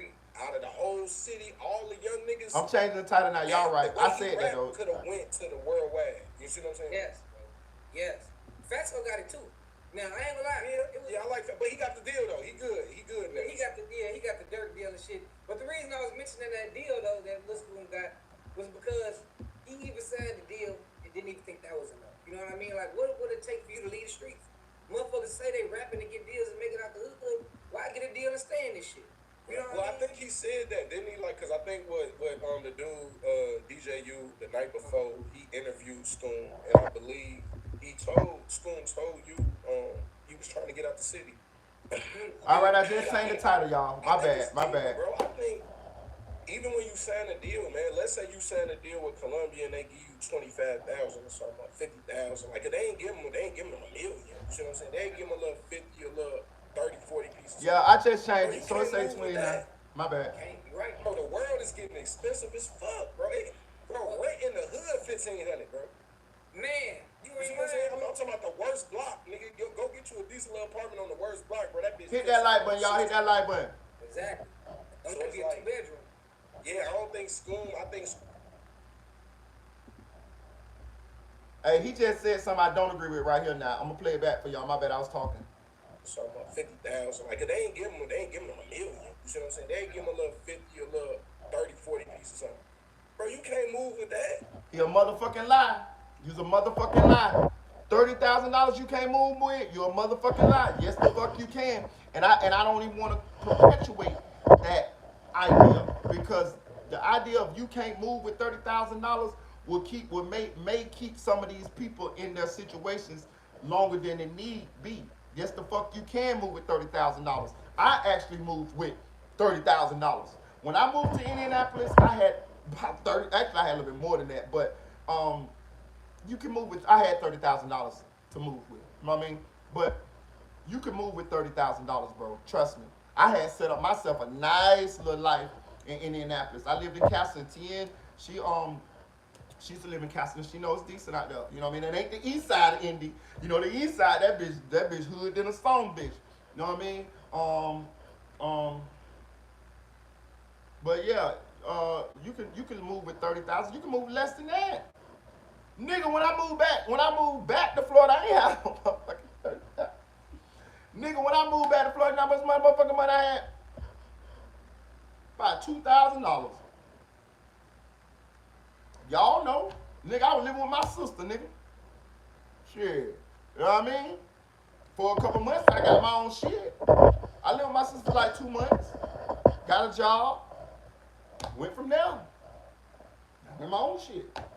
You don't hear the kids running around the background no more. You know what I mean? Like, you can move. Fuck what a bitch tell you. Yes, you can. Yes, the fuck you can. I don't give a fuck if you ain't got no money, nigga. If you gotta live in a shelter. If it costs you, if it's that dangerous outside to where people are dying, swallow your fucking pride. You ain't gonna be in the shelter forever. I ain't never lived in a shelter, but I'm saying I will. You know what I mean? Real shit. If I got to survive, man, you gotta put all that pride shit to the side. Everybody need help. Sometimes you may not have family and friends to help you. But if people are dying, if my children are dying outside, man, I can have $100 in my pocket. Let's go, nigga. We'll figure it out wherever we going.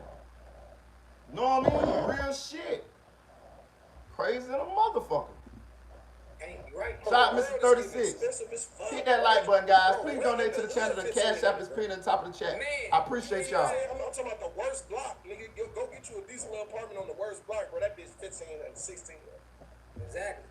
Don't So get it's a like- 2-bedroom. Yeah, I don't think SCOOM. I think SCOOM was trying to get out, but I don't think he had it. Bro, listen. I'm going to just go back to what he said again. So in Indianapolis, the cost of living is very cheap. It's a lot of nice jobs in Indianapolis. It's a lot of factories. You know, it's an industrial type city. It's a lot of factories, a lot of warehouse jobs. I actually had 2 warehouse jobs. I worked for Monarch Distribution. That's nothing but alcohol, beer, things of that nature. And I also worked at CVS warehouse. You know what I mean? Both of those jobs paid $20 an hour. Both of them motherfuckers. I'm talking about starting. That's the lowest you're gonna get paid. $20 an hour. It ain't in Indianapolis. It's not a lot of cheap jobs unless you really working at cheap places. But also, being that the wages are higher, the cost of living is cheaper. Like on the east side, you can find a house, which is the worst part of Indy. Now I'm gonna tell you this: you can find a house, 2-3 bedroom houses, $500-$600. Real shit. Florida, everything is expensive. Indianapolis, I'm telling you. Now check this out, right? I was paying about $1,100 to $1,200 a month myself. Me paying all the bills. This is the rent. And I lived in Castleton. Castleton's a nice neighborhood. I had my neighbors, not to be, my neighbors was white. My neighbors was white. You feel me? Like for real, like white neighbors. You know what I mean? Like where I lived at, my baby mama and them people, they was like, oh, you live out there, you live in Castleton. They felt like I was living bougie. When I used to go to their house. When I went to their house, I saw transients and people walking around and crackheads and shit like that. That shit wasn't in my neighborhood. You know what I'm saying? And that's $1,100 to $1,200. That's not a lot of money. Florida, you gonna pay $1,100, $1,200.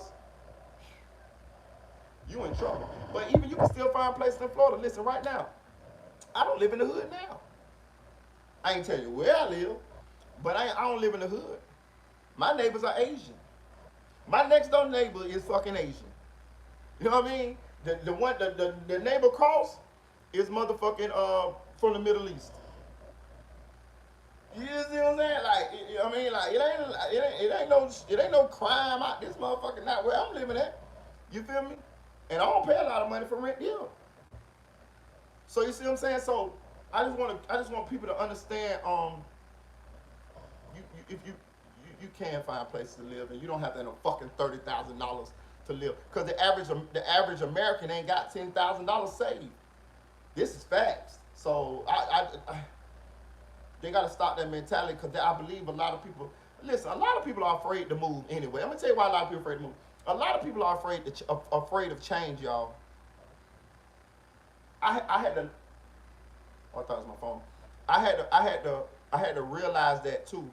When I moved to Indianapolis, I had people that I grew up with all my life, and they was just looking at me like, You moved to Indy? Who you know up there? Why you moved up there? They was amazed that I was brave enough to take a leap of faith, to try something new, to see something different, to live a different place. At first, I didn't understand. But you know what, then after I lived up there for a while, I understood, you know what it really was? A lot of them are comfortable where they living at. They have their village. They got their mama, they got their daddy, they got their baby daddy, sister, brother. They got their help right there. They got all they help right there. You know, it takes a village.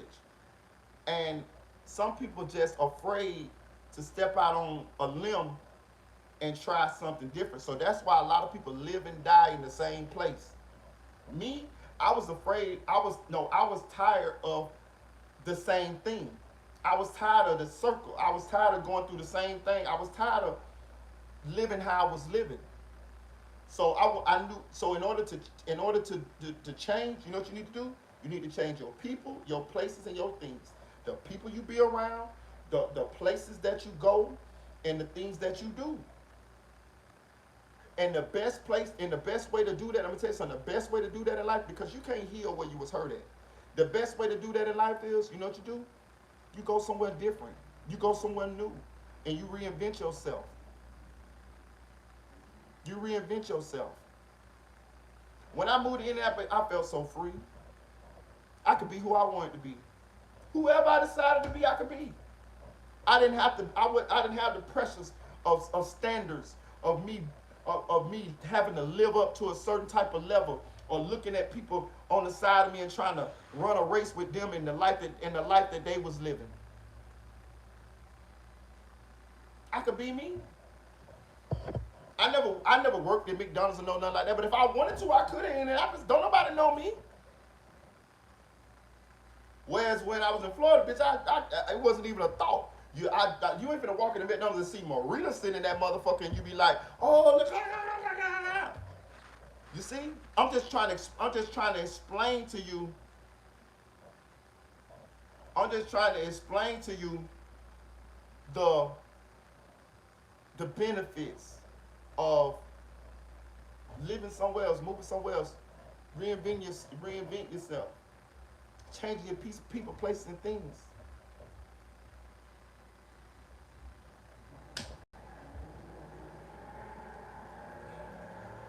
Slick Puller say I'm in a gated community, whites, blacks, Asians, and everything in between. I'm telling you, bro. Shout out my man Puller, talk real slick. Hit that like button, guys. At that time.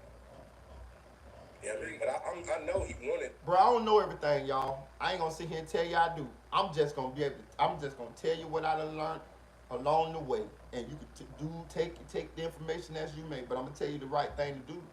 You know what I'm saying? You can do what you want to do, but I'm gonna try to help you. I ain't gonna try to hurt you. We gonna crack jokes. We gonna be. I'm entertaining this bitch too now. Don't get twisted. We gonna crack on some bitches. We gonna do some fuck shit. But you know, all in all, I'm gonna try to help my people. You could tell. You could see he wanted to get up out of them.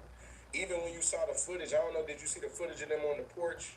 Yeah. Like the day he died and shit. I had you a could tell job as a young nigga. I hated it. I'm telling you. He ain't even look comfortable. Nope.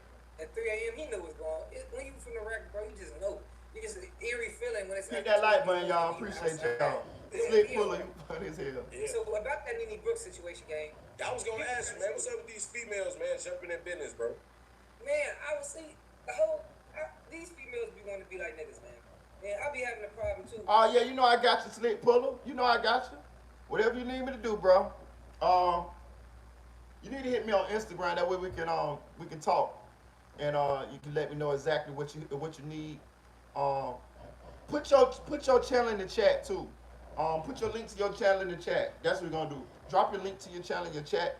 And in this chat, y'all go subscribe to Mr. 36 channel, and then we gonna talk on the back end in the just hit me in the DMs. You know me and you got my Instagram, so hit me on the DM, and then we can talk, and I can give you all the knowledge that I got, cause you probably be bigger than me. That's another thing, man. Y'all better try this shit. Y'all better listen. I just saw Aunt Glizzy and Say Cheese, Sean Cotton, arguing on YouTube about who make more money. Aunt Glizzy made $200 and some thousand in, I want to say 13 months on YouTube. That ain't include what he got on the other platforms. You don't know. You could be the one. I done had it a little tough on here gaining subscribers, but I noticed a lot of people get on here and it's not as tough. It just depends. Your personality, your content. Some people gonna like you. Some people may like you way more than they like me. Better get in and try this shit. That problem with my wife, man. She got a smart ass mouth, and I be having to realize sometimes, like, what trauma did these females go through? You know what I'm saying? To make them feel like they want to be this tough. Like, hit that like button. Something to prove. But as far as this Nene situation, do you think? Because people, I try not to do the story because I don't want to condemn nobody to its facts. That's what I'm trying not to do. People saying it's real. Do you got more of an insight on that shit? I mean, the little girl did it, bro. That she did. Yep. You know what I mean? Okay. Put the link though. I got you. Put it on the other girl, but you know the other girl was like a lot more closer with him. So the other girl was like, "This nigga been on my crib hella times. Like, why would this be the day?" The other girl, man, you know, she made a good point. She like, he been at my crib hella times, just me and him. Like, why would I wait for my family to be at home? Why would I wait for all of this? Like, what would make today the day? Other than that bitch was there. You know what I'm saying? Like, that's the difference, to be honest. Yeah, for sure. I mean, bro, you know how this shit go, man. In Chicago, man, the females want to be gangster, bro. You know that the setup with the female have always been like the number one setup play, bro. That's always been the number one setup play. Is like, I can't go over no female house. Like, bro, come on, man. It's Chicago, bro. I can't go over no female house right now. Exactly. I gotta meet a bitch at a regular location. You know what I'm saying? I'm not going over no female house, bro. I'm not finna get, ain't no female telling me where to pull up. Right line.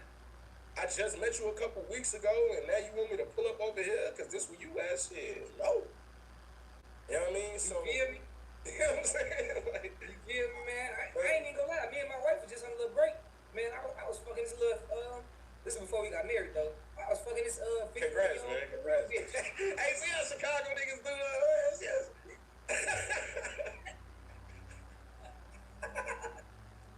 We ain't shit, bro.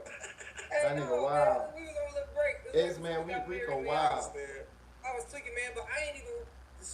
Speaking of what you saying about Chicago females being so fucked up, nigga, I wasn't even trying to holler at no young bitch, but I found a 51-year-old Puerto Rican milk. Her name was Juice. That's what I was fucking with. These young women want to be too much like gang nuggets, bro. Yeah, bro. They got a face about this shit too. Yeah, bro, when you meet a young chick, man, you gotta know who her brother is, what block she from, who her cousins is. Do you go to school? What kind of job you got? What you be doing on the weekend? I gotta know so much shit about you so I can piece together who you really is. Exactly. What's your ex nigga name? I need to know that too. Man, I need to know, yo, you got baby daddy. I need to know everything, cause you just don't know. Exactly, gang. See what I'm saying? You just don't know. And if you not really fucking a bitch, you can't fuck with her. Cause that means somebody else is fucking this bitch and he got way more pull over her brain. You see what I'm saying? So it's like, yeah, bro, that's Chicago, man. That's crazy. Well, like when we was talking on the phone, bro, like I don't know if a lot of people understand, man, but a lot of these dudes that's passing, man, like I said, man, RP SCOOM, RP TJ, RP Twin, man, RP Jeff. Like, RP everybody, bro. Like, you know, we don't want none of these young dudes passing, man. But at the same time, man, it's real life lessons in the street, bro. And if you understand these rules and you follow these rules and these guidelines, you have a higher chance of surviving. Yep. You see what I'm saying? So, like, in SCOOM, since I say, like, no extra females, the extra females got them fucked up. In the whole being outside at 3 in the morning. Why, nigga, if I'm gonna get my head twisted, why I do that shit at 1 in the afternoon? I don't gotta be. I just want to say this too. They say Lil SCOOM was finna get his hair done, right? I have never seen Lil SCOOM with his hair done. I find that a little suspicious. I never seen Lil SCOOM with his hair done. Hit that like button, guys. He always got the little fro, the little nappy little fro. So for him to want to go over this girl house at this time of night to get his hair done, I don't know if I buy that story. I don't know who putting it out or whatever. Maybe they had some other shit going on, but I just don't know how. I never seen Lil SCOOM with his hair done. It's always with the little fro. His shit ain't big the way, you know, trying to get it braided, whatever, like. So I don't know if I buy that story, but I don't know, so I can't say. Another thing I will say, one thing that stuck out to me, and I'm gonna wait till more facts come out. But when the girl didn't have a key to the house, that stuck out to me. You ain't got a key to the house? You talking about why we ain't go around the back? I'm not accusing nobody of nothing. I'm just saying those are the things that stuck out to me, and we'll see how they go going forward. Hit that like button, guys. Appreciate y'all. At 3 o'clock in the morning doing shit. Exactly. You know what I mean? So, you know what I mean? Like, but nah, bro, man, I'm man, G. I'm sick, Right, bro. I'm still getting better, man. So I'm still bouncing back, man. I feel like I came back from the deathbed, bro. If you ain't got your shirt. Now, so I'm gonna tell you what I'm finna do now. Get that one up off of there.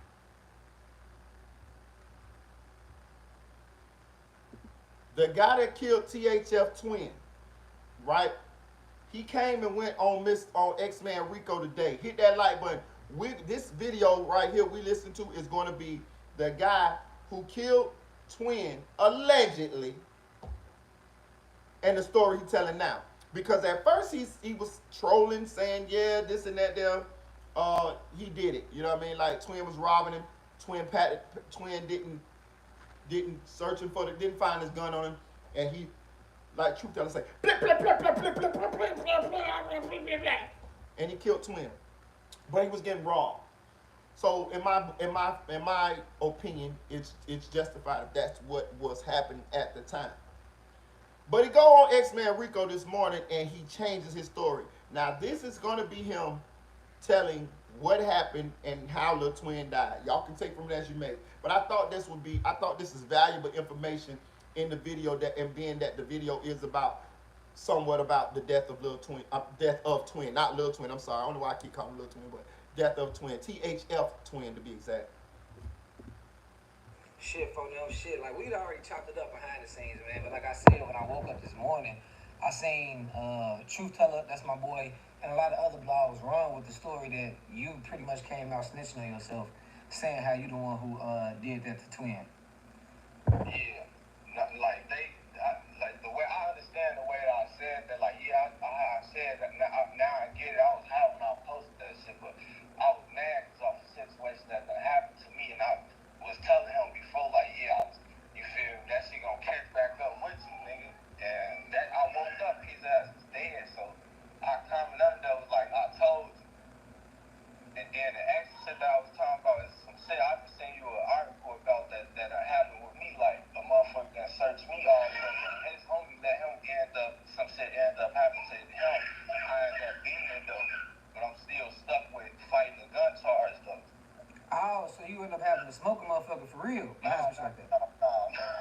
I ended up popping some people type shit. Like, well, I didn't pop nobody. Like, somehow they end up, something happened to them type shit. Okay, got it. Yeah, so I ended up going to jail for that shit. Then I have to be in jail. Then I ended up beating that shit, but I'm still fighting the gun charge. And they feel like I'm the one that did that to them type shit, but they don't got evidence. Like neighbors and shit, everybody else keeps saying I wasn't outside, but they like, man, he did that. Got you. Okay, I got you. So when you was saying, I told you, you saying you was talking to Twin, you told him that karma gonna get back on him, right? Yeah, now that part I was talking about him specifically, like, yeah, like, cause I was mad, like, damn, I wish I would have did that, but I didn't do that. Why you want to do that to him? Y'all had some beef or something? Yeah, like, it wasn't even like no beef for him, just me on some fan shit trying to overkick it. He got some of my homies thinking I backdoored them because of him, gang. So he got robbed. I never even really got robbed. My homie them got robbed. They get hit with pipes and shit. Nobody even pointed a gun at me, so that made it seem like I backdoored my homies, so. Who robbed your homies? Twin, I ain't gonna say the other niggas' name because they still alive type shit. But Right way. He dead type shit. He was one of them. Oh, so you was speaking on some shit that he did to you in the past. You feel me? Oh, okay. Okay, cool. Got you. All right. Like when people was inboxing me like, damn, you did that to Twin, I was letting them know like, hell no, I was just speaking on the situation, and then how I spoke to Fed. I'm gonna stop this real quick. He lying like a song bitch. Know what I'm saying? Listen, I'm gonna be honest with you. I don't feel like he was wrong. And I'm gonna tell you how I know he was lying. Because he tweeted out, next time you robbing me, make sure you pat me all the way down. He just what he put on Instagram. So he let us know that when Twin was robbing him, they didn't find the gun on him, and that's how he killed Twin. He trolling Twin. On Twin, what's name? He say, I told you, and he got 3 laughing emojis. But now since the shit done blew up, now he want to go on X-Man Rico and change the story. Okay, cool, player. From somebody who's just a spectator. Hey, I don't blame you. The nigga was robbing you. You know, you had a gun on you. You end up being able to kill the guy. Cool. Even though you change the story right now, that's cool. But we ain't gonna sit here, cause really you ain't gonna get nothing but a gun charge, player, because it's definitely probably justified unless unless you are unless they was running away or something like that. You shot a nigga in the back or some shit like that. Because in Florida, that could happen.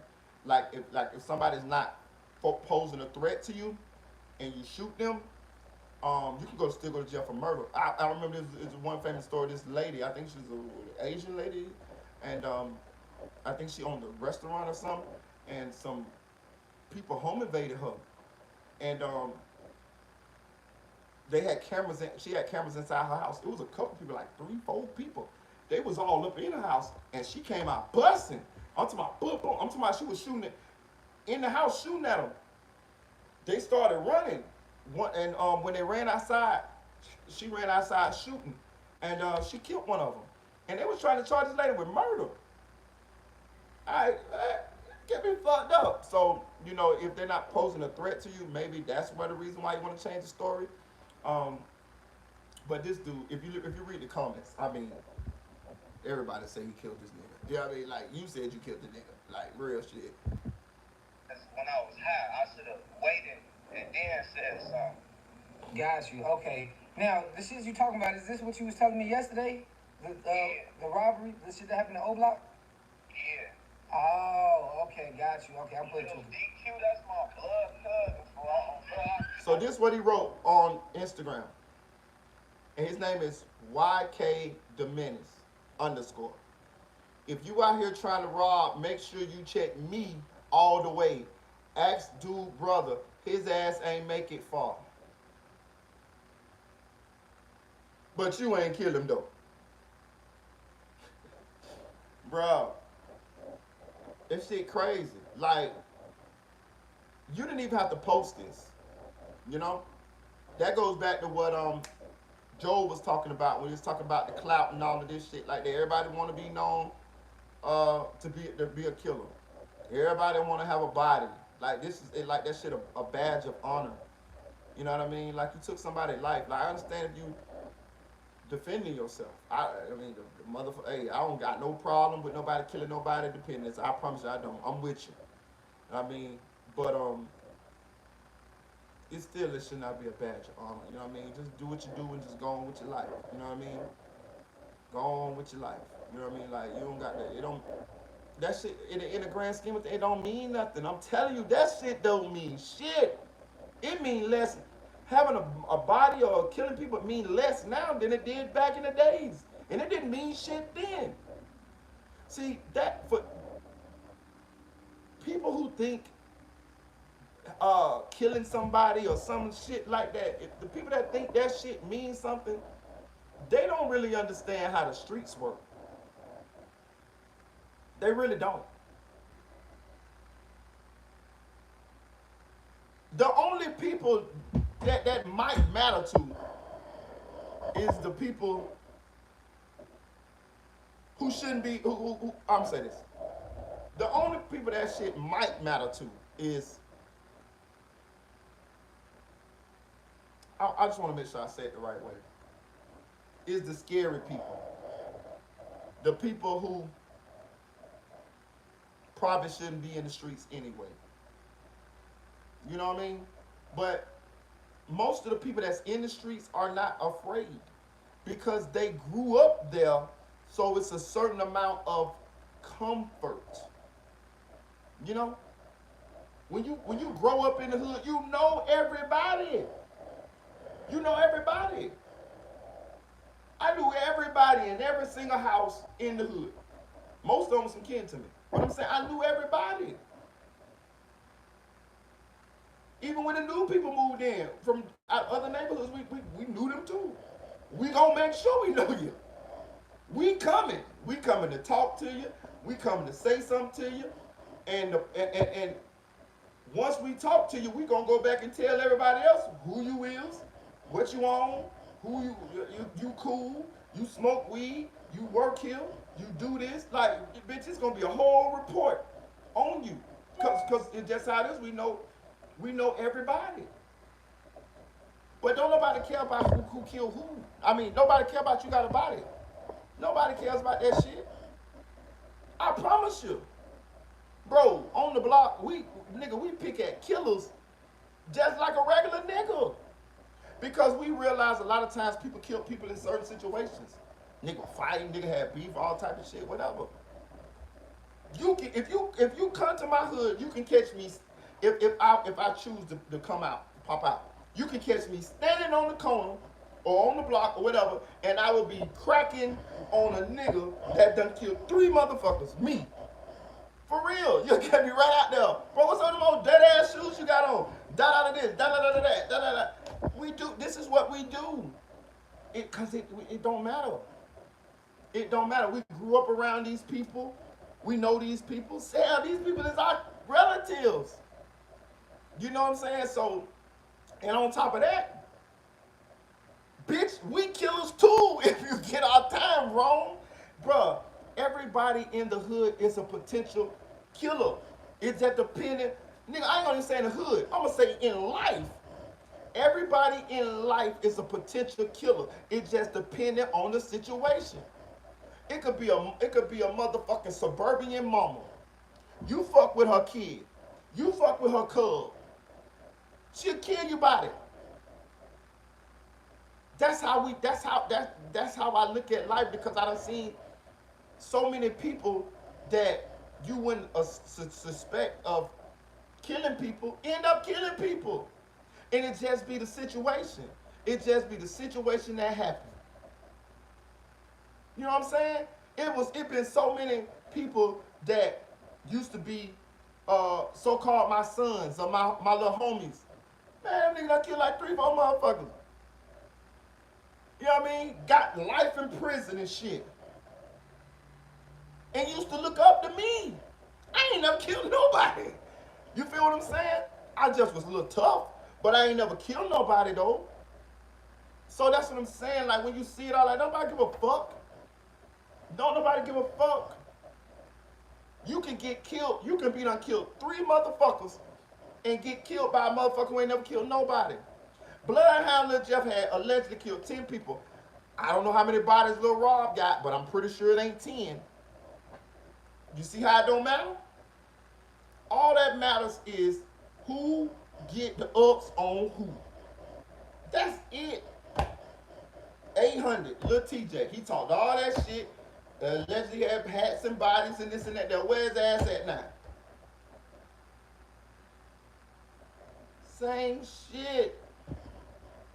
It don't matter. King Von is dead. Lil B is dead. Mad Max is dead. T-Roy is dead. TB is dead. Can't Get Right is dead. 051 Melly is dead. It doesn't matter. What's up, Kay? It doesn't matter. All that matters is who gets the ups. So therefore, being that it don't matter, it doesn't matter. You should not be sitting around here wanting to wear the death of somebody or you murdering somebody as a badge of honor. I'm gonna tell you what it really do. It put a fucking bullseye on you. That's what the fuck it really do. That's what the fuck it really do. You really should not be. You really shouldn't want nobody to know shit. You feel me? You shouldn't never even talk about it. No conversations. Once that doesn't happen, no conversations about that's supposed to ever happen in life. Your friend who might know something, they ain't supposed to never talk to you about it. You ain't supposed to never talk to them about it. That shit is forgotten about in history. The only people who know is the people who know. We ain't got to talk about it, try to scroll down memory lane. We ain't no scrolling down on memory lane. Nigga, what you talking about, bro? I don't know what you talking about, my nigga. And if you keep bringing that shit up, me and you ain't never gonna, me and you ain't even friends no more. Nigga, I don't know what you talking about. That ain't never happened. Know what I'm saying? Hell no, I don't know what you talking about, bro. You tripping. I'm finna go home, my nigga. Fuck you mean? Remember when we had done killed? No, nigga, I don't know what the fuck you talking about. Know what I'm saying? Real shit. It's niggas who it's these people got peoples. Ain't no sense of rubbing the salt in the wound, making yourself a bigger target. What sense that make? Nobody gives a fuck no way. The only thing you can do is put a bullseye on your back. Ain't nobody scared of you because you killed a nigga. Not the real ones. Nigga, I don't give a fuck. Bro, I ain't never killed nobody. And I ain't never been afraid of damn nigga who killed nobody. Because I always understood that I'm going to defend myself. I'm going to protect myself. I'm going to protect my family, my friends. And if it come down to it, I'm going to walk right up to you. I'm going to blow your motherfucking brains out. I saw too many killers lacking. I seen too many of them lacking. So underestimate me if you want to. I don't want to have to do that. I don't want to have to go do no time. I don't want to be known as a killer. It don't entice me. It don't matter to me. It's not something that I want to experience. You know what I mean? It ain't it's not a thing for me. I don't give a fuck. But if it come down to it, well, I promise you, bitch, hey, your ass out of here, and I ain't gonna have now bitter remorse. I'm gonna go home and eat a steak dinner. You know what I mean? Like, and carry on my day. Like, real shit, you know? Because, hey, it just is what it is. But it don't mean nothing, y'all. So I don't understand why they think it do. Like, that's why I asked the question, is these kids slow? Is they slow? Was they on the short bus? Like, I don't understand it because they acting like this shit means something. It don't mean nothing. Y'all, killers die every day, B. Niggas get killed every day, B. Like, anybody could be got. We see it happening. When I be seeing them on, like, they be having all the guns, they be like, they have all the guns. They got 30 guns. They got 2 arms and they got 30 guns, right? And I be thinking to myself, what that supposed to mean? You know how many people died with guns on them? Guns in their hand. You know what I mean? Like, what the fuck? None of that shit don't matter. All of these niggas who recently died, I seen them with a bunch of guns. Did Bloodhound Lil Jeff did Bloodhound Lil Jeff not get murdered? Well, I ain't gonna say murdered because it was self-defense. Did Bloodhound Lil Jeff not get killed with a gun in his hand? Can somebody tell me, did we not see Bloodhound Lil Jeff with a gun in his hand on Buddy Hills shooting and still got killed? Did we not see that?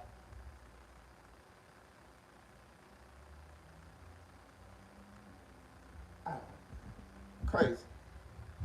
And some other people, they tell me like, man, you should have let motherfuckers know you was out here.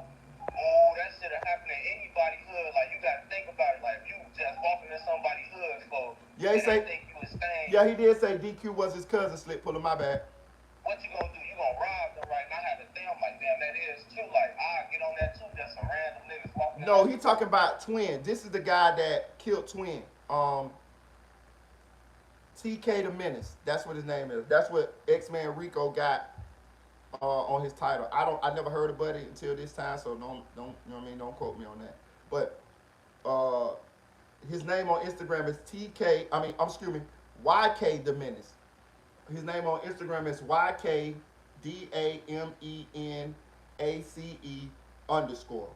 YK the Menace. And he's talking about killing Twin. You know what I mean? But we was trying to find some weed, gang. Got you. Okay, got you. But you was in the O trying to find some weed. Right. You look like you were winning. And that, like we went on that. Out of here. Hit that like button, guys. Hit that like button. I didn't have no bitch, so I be getting bored, gang.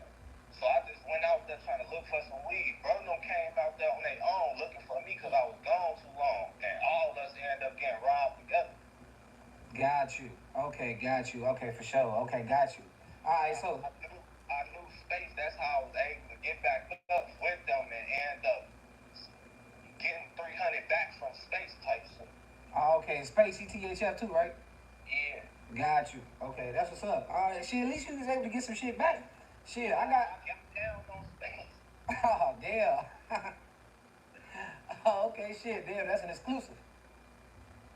Bro, I'm like, so when that shit happened, when he passed, I wasn't like over. I wasn't trying to claim that shit like as an oh yeah, I did that shit. I would have been going live all type of shit already. I don't want that type of attention. I already got E and some other shit going on, so that's extra police shit. I ain't worried about his homie. Like whatever I said that come behind that shit about his homie, them trying to get on that fuck dude.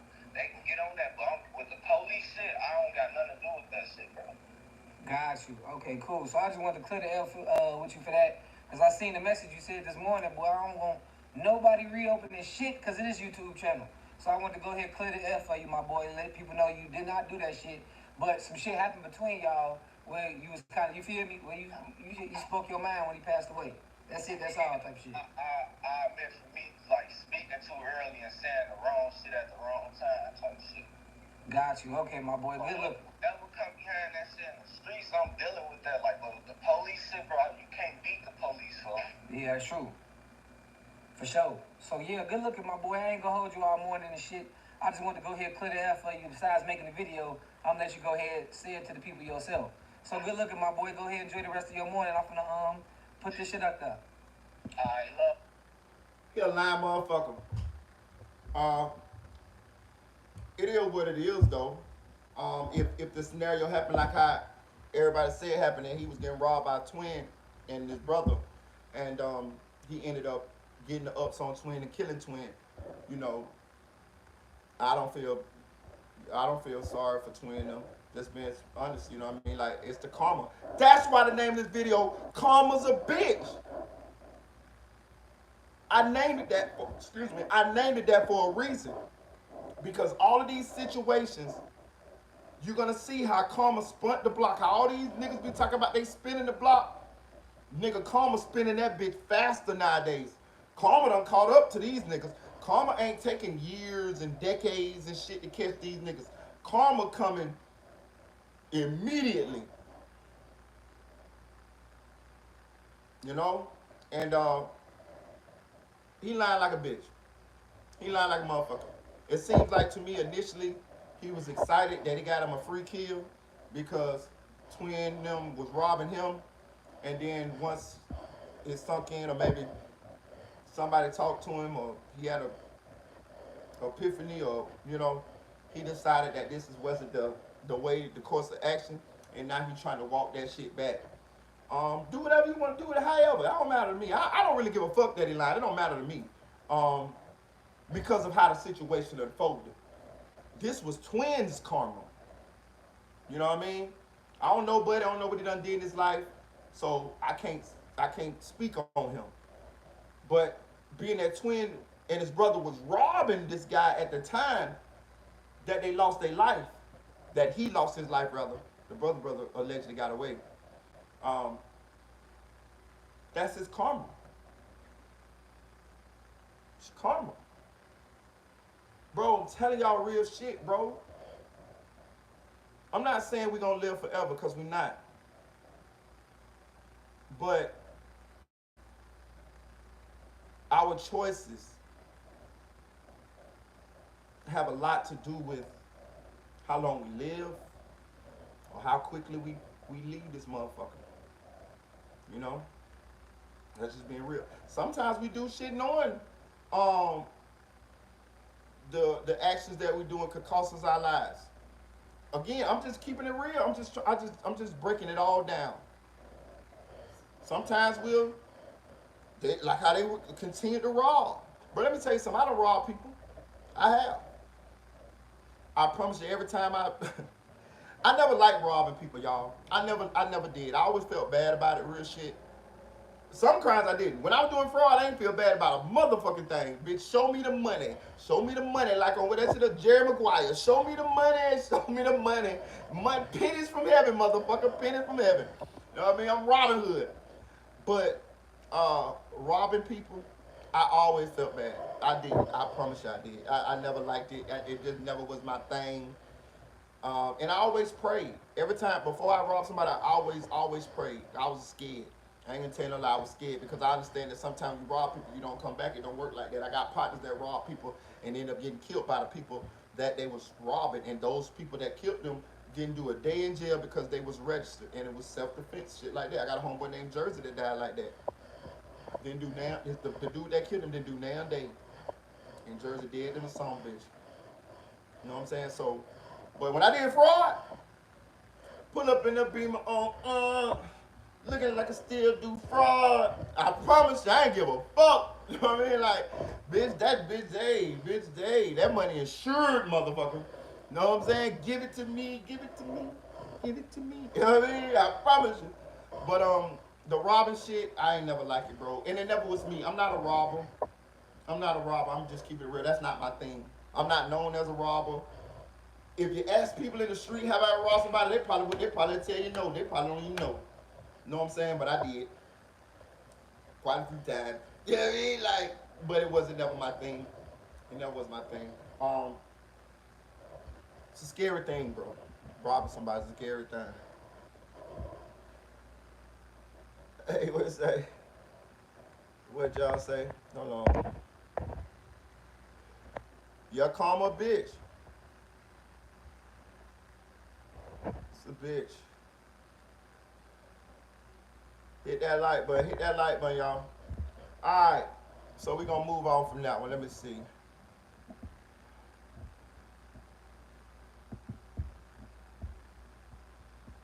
This dude lying. He killed twin. Now, I'm gonna play Street News TV. Cause I just wanna make sure that everybody understand that karma is real. Karma's a bitch. And I'm hammering this title in the thumbnail, the title to this video. I'm hammering this bitch home. So those who see this motherfucker, who might be, you know, can learn something from this shit. Y'all understand what I'm saying. And you can't say that karma ain't coming. And you better be prepared for that motherfucker when it come now. Karma don't always come back for you. Karma come back for your kids too. Karma come back for those who you love too. Sometimes your karma ain't to die. Sometimes your karma is to suffer. Don't let that one go over your head. Sometimes that karma for you to get diabetes and your motherfucking have to cut your toe off. Then next thing you gotta cut your ankle, your foot off. Then the next time you gotta cut your leg off by the knee. Then the next thing you know, that bitch go to your other leg. You cut your foot off over there. Now you're walking around like you uneven, bitch. You uneven. Bitch, you like that there, you uneven, motherfucker. You got one cut off at the knee and you got one cut off at the foot. And bitch, you uneven. You uneven, bitch. Your equilibrium thrown off. Then next thing you know, you gotta get that bitch cut off at the knee. Now you even again. Now you just need two little tink-tinks. Get your two paper clips. But you gotta go through the psychological turmoil, pain, depression of those situations. Y'all better motherfucking open your eyes, expand your mind. Karma, motherfucker, and you don't know how that bitch gonna come.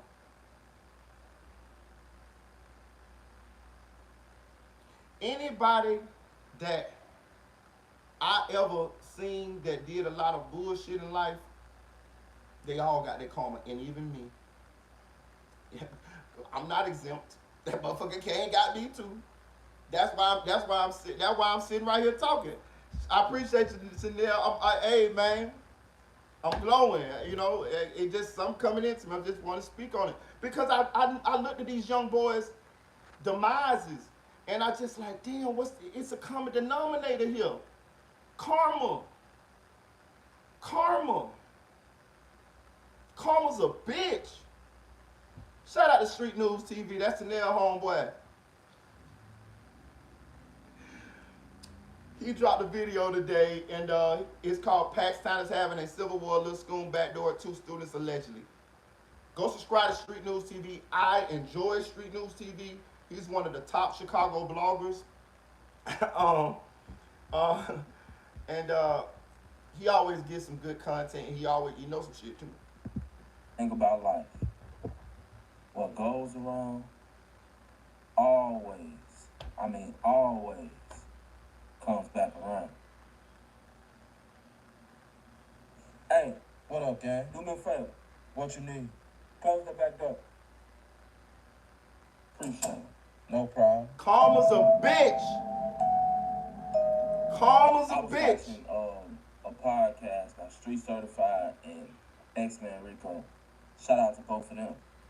And X-Man Rico said something very, very interesting that I had no idea about. He said that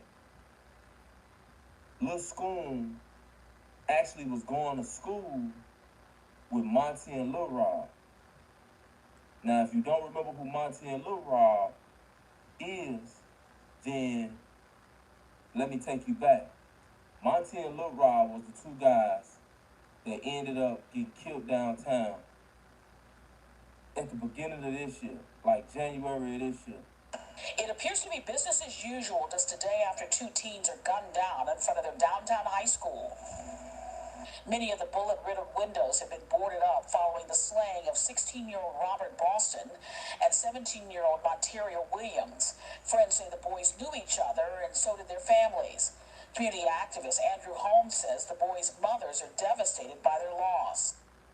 Now, they were the guys that, well, actually, Monty stole Lil Jeff's watch. It was a watch and it was a chain. And Lil Jeff was looking for Monty. Lil Rod was just with Monty when everything went down, you know. SCOOM is allegedly the one that dropped that low to Lil Jeff. SCOOM dropped Monty and Rob location and ended up getting them killed. And voila, what happens to him? Somebody drops his location. Karma's a bitch. There's inner turmoil with Paxtown. Now, according to Paxtown members, Lil Josh 071, who I'm learning was actually Famous Richard's brother. So Lil Josh allegedly backdoored a guy that went by the name of Blocko. And I don't know if this was the first of many backdoors or how this situation took place or how this resulted in Paxtown going back and forth, but it's been a lot going on in Paxtown, man. They're going back and forth. Every other day, you hear about somebody from Paxtown getting hit. I want to say this too, right? You know who Lil Josh is? Do y'all remember that video that surfaced to King Von getting moved out of a dorm in jail to another dorm, and where King Von told him that he was so he could get moved? Y'all remember that video? You don't remember what King Von say? Bye, Lil Josh. Bye, Lil Josh. This is the Lil Josh. This is who King Von was talking to when King Von was getting moved out of that dorm, when King Von was lying and saying that he was a part of the LGBTQ community to the guards. So that's the Lil Josh he talking about. But just to sum it up, what Street News, yeah, same dude, by Lil Josh, yeah, that's him. So what Street News is talking about is he's talking about the two little young boys that got killed, the 16, 17-year-old boy that got killed at the school. He's saying the same thing that we talked about here on this channel and that X-Man Rico and Street Certified just talked about, where it is believed that Lil SCOOM dropped the location of Monty and the other little boy to Bloodhound Lil Jeff because those little boys had robbed Bloodhound Lil Jeff of a watch and a chain that Bloodhound Lil Jeff had robbed somebody else for. So just so you guys understand what Street News is talking about. But do y'all see how that karma coming around for everybody? I should have put Bloodhound Lil Jeff motherfucking picture in the thumbnail too. Shout out to Trap God. They like shit. Shout out Trap God. Just doing it. So what Gucci say? I know all your places. I know all your spots. Let's throw some shots. You know all my places. You know all my spots. Let's throw some shots. You know what I'm saying? Like, that's why it's crazy getting into it with motherfuckers that you close to. You know what I'm saying? Because not only is the back door prevalent right now, but the back door's open for anybody that know exactly how you move.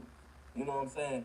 Now you get into it with these motherfuckers that you was close to them. Now you got to switch your whole stilo up. You better switch your whole stilo up. You feel me? Hit that But like yeah, button, guys. Hit what that goes like button. around Please comes donate to around, the y'all. channel. The cash You app is know, pinned in the you thumbnail. We try got to a leave that $20 back a door day closed goal. as much as We ain't made possible. $1 yet today, y'all. Please, In the out the end, kindness of your heart. it all comes down to the shit that you do out here. The universe is gonna always pay you back. I truly believe that the universe is gonna always pay you back for the bullshit that you do. Try to do good by people. Try to do good by people, man. Try to keep that bad juju off you. You know what I'm saying? Like straight up. Cause ain't nothing walking around with greed, praying to whatever God, you know, ain't nothing gonna save you. And some people might say, well, there's plenty of people walking around here that did this, that did that. And you know, at the end of the day, in my opinion, their time just ain't came. Or they might not have had to, you know, they might not have paid for it through them. They might pay for it through their kids, or through their mama, or through their grandmama. You see what I'm saying? I truly believe that. I truly believe that because I believe in energy not being created nor destroyed, it being transferred. And when you do bullshit, guess what? Bullshit comes back because all of this shit comes back full circle. I'm from Florida.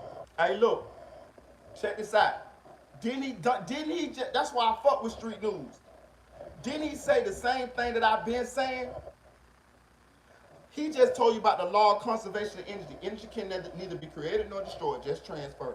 He say, believe in that. I told y'all, bro, listen. One way or the motherfucking know. If you from the streets, if you been in the streets like me, like Street News, and a couple more of us. Appreciate you now for the cash out. Appreciate you, sister. I love you. Mwah. If you been in the streets like us, and you ain't locked away in prison for the rest of your life, you ain't dead, and you got at least a general level of common sense, you're gonna end up where we at. And what I mean where we at, you're gonna end up feeling how we feeling and trying to talk to the youth. Trying to talk to them, trying to help them. You know why? Because we old enough to have kids now, or little cousins or family members, and we see them out there, and we know that we was blessed to even be alive. And we know they may not be as lucky because we see bodies dropping, the motherfuckers dropping. We see our friends' sons dying. We see our sisters' children dying. We see our little cousins dying. And we scared than a bitch because we don't want it to be our children. We tired of it being our cousins, our little nephews, our kin people, our homies' children. So we doing what we can to try to change the shit so the environment be better for our kids, our grandkids.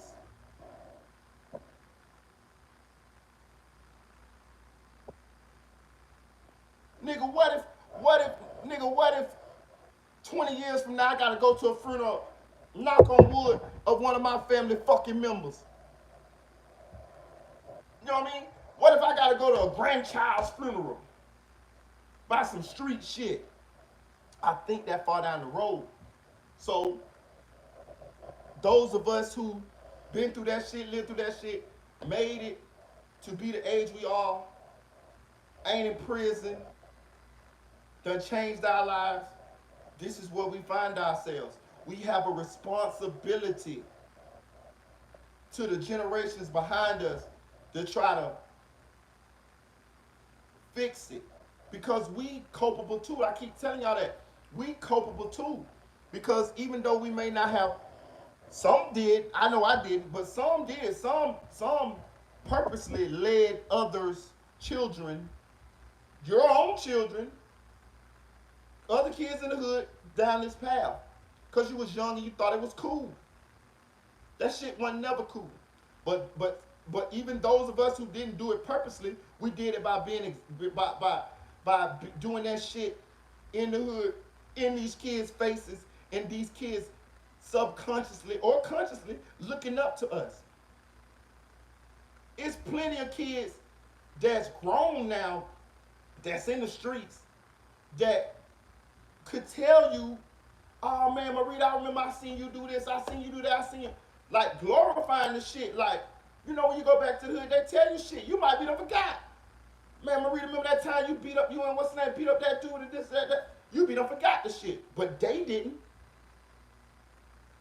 And they right there in the same spot you was at, hustling in the streets, and you realize, damn, they saw me doing it, and that influenced them. I got nephews right now, they in the streets. I had to talk with one of my nephews.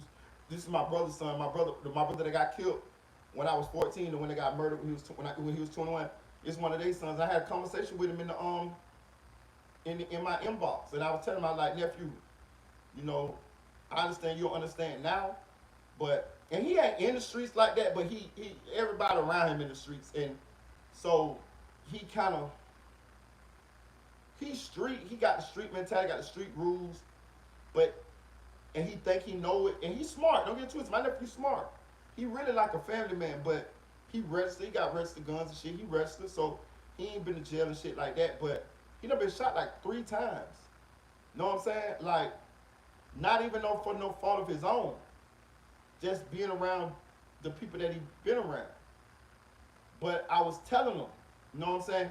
He was mad at me about me telling the story, my life story, my story about my dad and stuff like that. He looked at it like I was snitching. And I was like, nephew, I'm telling my story. What happened to me? You know what I mean? Like, I ain't, you know, it's no, you know what I mean? Whatever. I'm like, man, my dad is like 80-something years old. My dad is not going to motherfucking jail, period. But he didn't like that I was telling him, you know, my dad used to sell dope and things of that nature, whatever. And I told him, I said, nephew, I'm just telling my story. Now, he got a brother. His brother agreed with me. His brother like, man, I'm telling this story, man. You trip. You can't tell nobody to tell their story. What about all the other people who tell their stories? They put all the bad shit in there too. You know what I mean? Shit, everybody who got a documentary or whatever, they oh yeah, my daddy did this, my mama did this, I did that. You really feel me? So that's all I was doing. But anyway, I had to explain to my nephew. I said, listen, now, you gotta get out of that mentality, nephew. I say that shit, that path what you at, I've been there, bro. It ain't gonna end but a couple ways, bro. I said, you been shot 3 times. Shout out, appreciate you, Kentucky, for the cash out. I say you been shot 3 times, nephew. I say you been shot 3 times. I say, I understand you don't understand now. I say, but listen to me.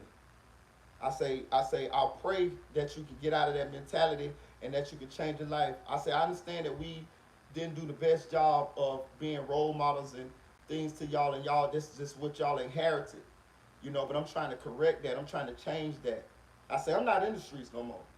You know, your uncle work and things of that nature, and I'm blogging. I'm telling my story, and I'm giving back and being positive and things of that nature. So I know you don't understand now, but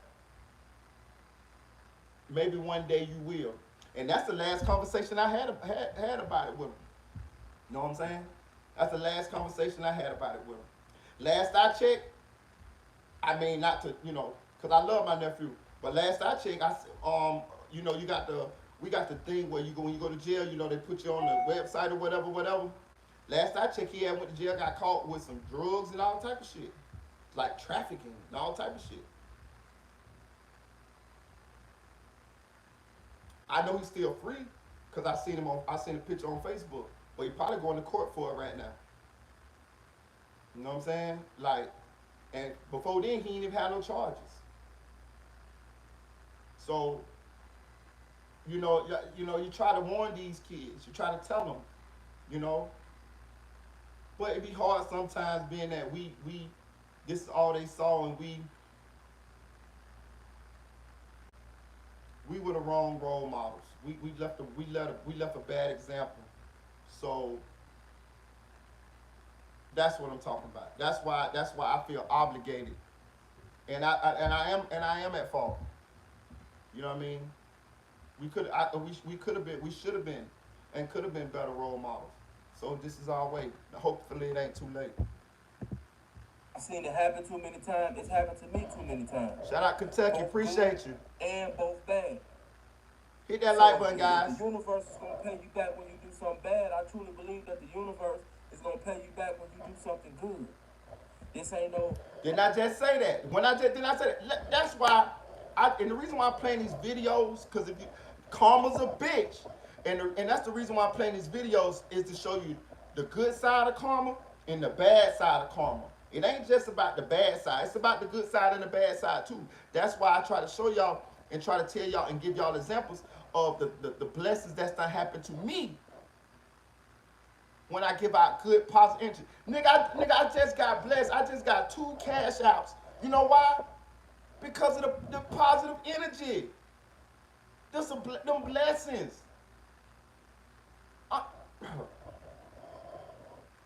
The proof right in front of your face.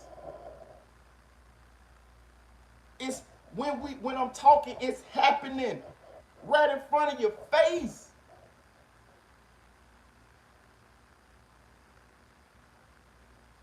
It's the blessings, the positive energy, it's coming back. It's happening in front of our face right now. Bro, God is good, bro, all the time. Bro, I don't give a fuck what nobody say, boy. You know what I'm saying? But just like you put out that bad karma, that shit come back to you, bro. Real shit. Man, I appreciate y'all. Real shit. Pastor at the church pitching bullshit. You know what I'm saying? Lil Tony pitching some bullshit to Johnny. This ain't that. Waiting for a collection plate. You know what I'm saying? On some time. This ain't that. This is true, actual, real life shit. You know what I'm saying? That I've going through personal experience and from what I've seen. You know, you do good, good come back. Good come bad, back. Bad come back. Bad come back. So, even though it's a lot going on in Chicago, even though it may be a lot going on in your hood, it's hard for motherfuckers to feel sorry for these people because of the shit that they do. You know? That's why I say I ain't feel sorry for Twin. SCOOM getting back door, but we know that he basically like dropped. Now I'm gonna say this. You feel for who you feel for. Don't get it twisted. I'm not telling you don't feel sorry for none of these people. You know what I mean? Because let me tell you something about that too. Too many people walking around this earth right now with no empathy, no compassion for nobody else. They only care about their situations if the shit hit close to home to them and the things happen to their people or them. You know what I mean? So if you feel for SCOOM or Twin or any of these people, that's the human in you. I have no problem with that.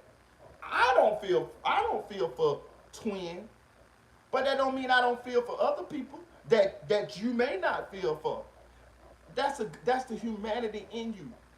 I love to see people with empathy and people with compassion because I done been around the world and and I see that it's more bad people out here than good.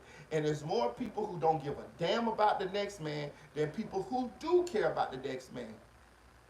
That's why I appreciate every time somebody do something for me out the kindness of my heart, out the kindness of their heart. Like Tennille tonight, like Kentucky Shannon tonight.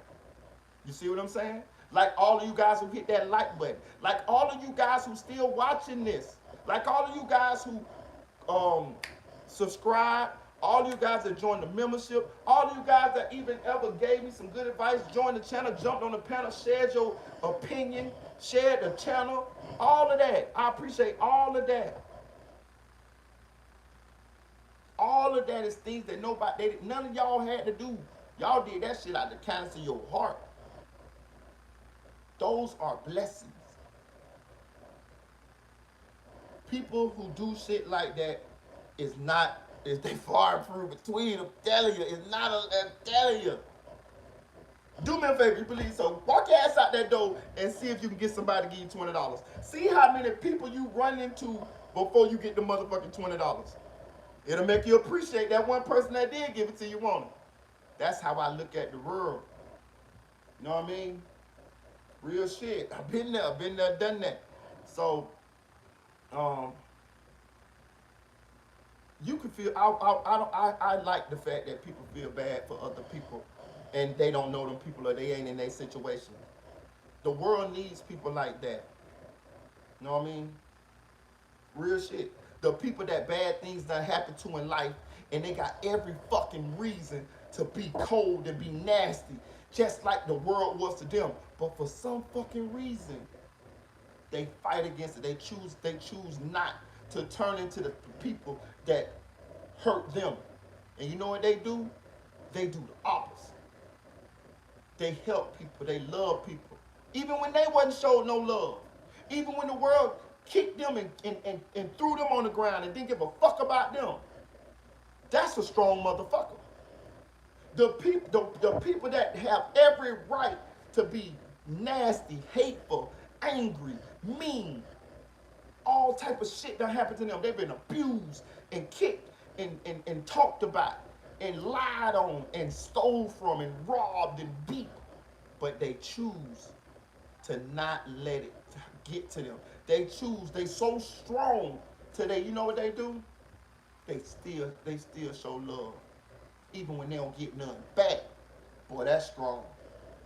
Because the average person, you know what the average person gonna do? Oh, they did it to me, I'm gonna do it to somebody else. They gonna let those situations change them into the thing that they hate the most. The thing that hurt them. That's what happens. Most people, the average person. So those of you who still got empathy and compassion for other people, even though the world ain't showed you none of that shit, y'all special. I'm telling you this shit now. Those of y'all who have to carry the load for so many other people when there's nobody there to help you, y'all special. Trust me now.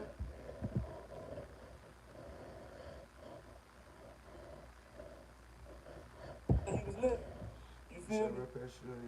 Like shit be happening like that. That's how the world works. Thank you, Tanel. Appreciate you. So man, y'all try to do right, man. Try to do the right thing. You know I love you, Tanel. You know you my girl. You do right, man. Maybe right will come to you. But it's hard to feel sorry for y'all when y'all out here goddamn doing all type of crazy ass shit.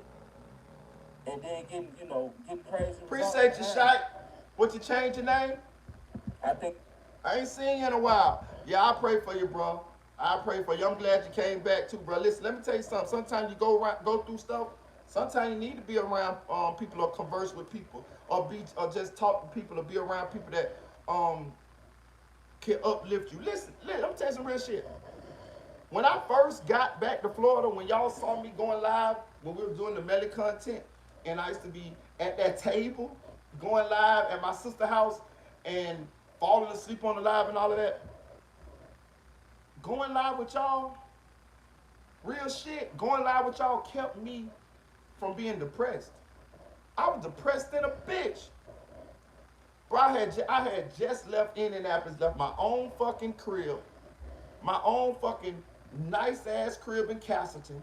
I left my baby boy, my baby mama, and I had to come back to my fucking baby sister house and start all the way back over. Nigga, I was depressed in a bitch. You know the thing that kept me upbeat and focused and you guys here on this channel? It gave me something to do. It gave me some people to connect with. It gave me some people to talk to.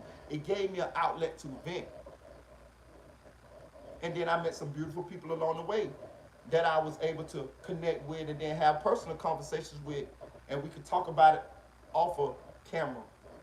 And they could give me advice and things of that nature, and I can give them advice. That's helped me. So I'm glad you're back. I'm glad you're back, Shipe, and I pray for you. These people just getting what they put out. They get their karma.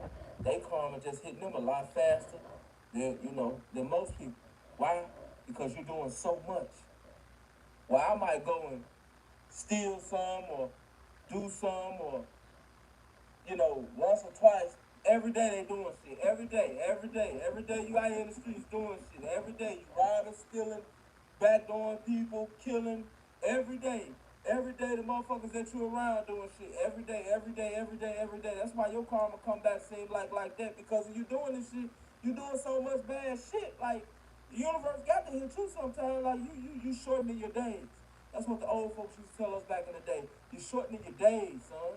You shorten your days, and I ain't talking about smoking no motherfucking cigarettes. Straight up.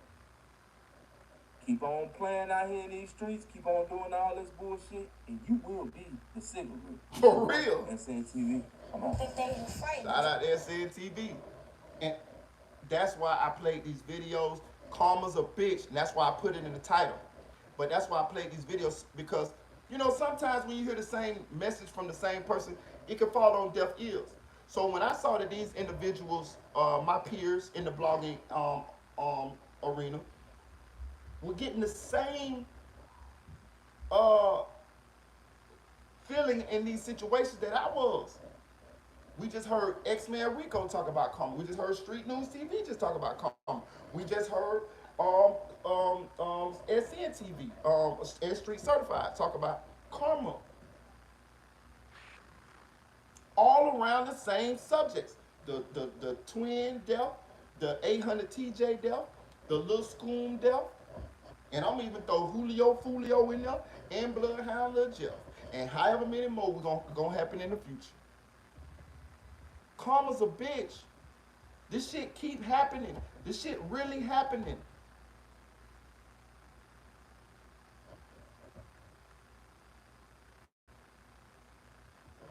We gonna move on.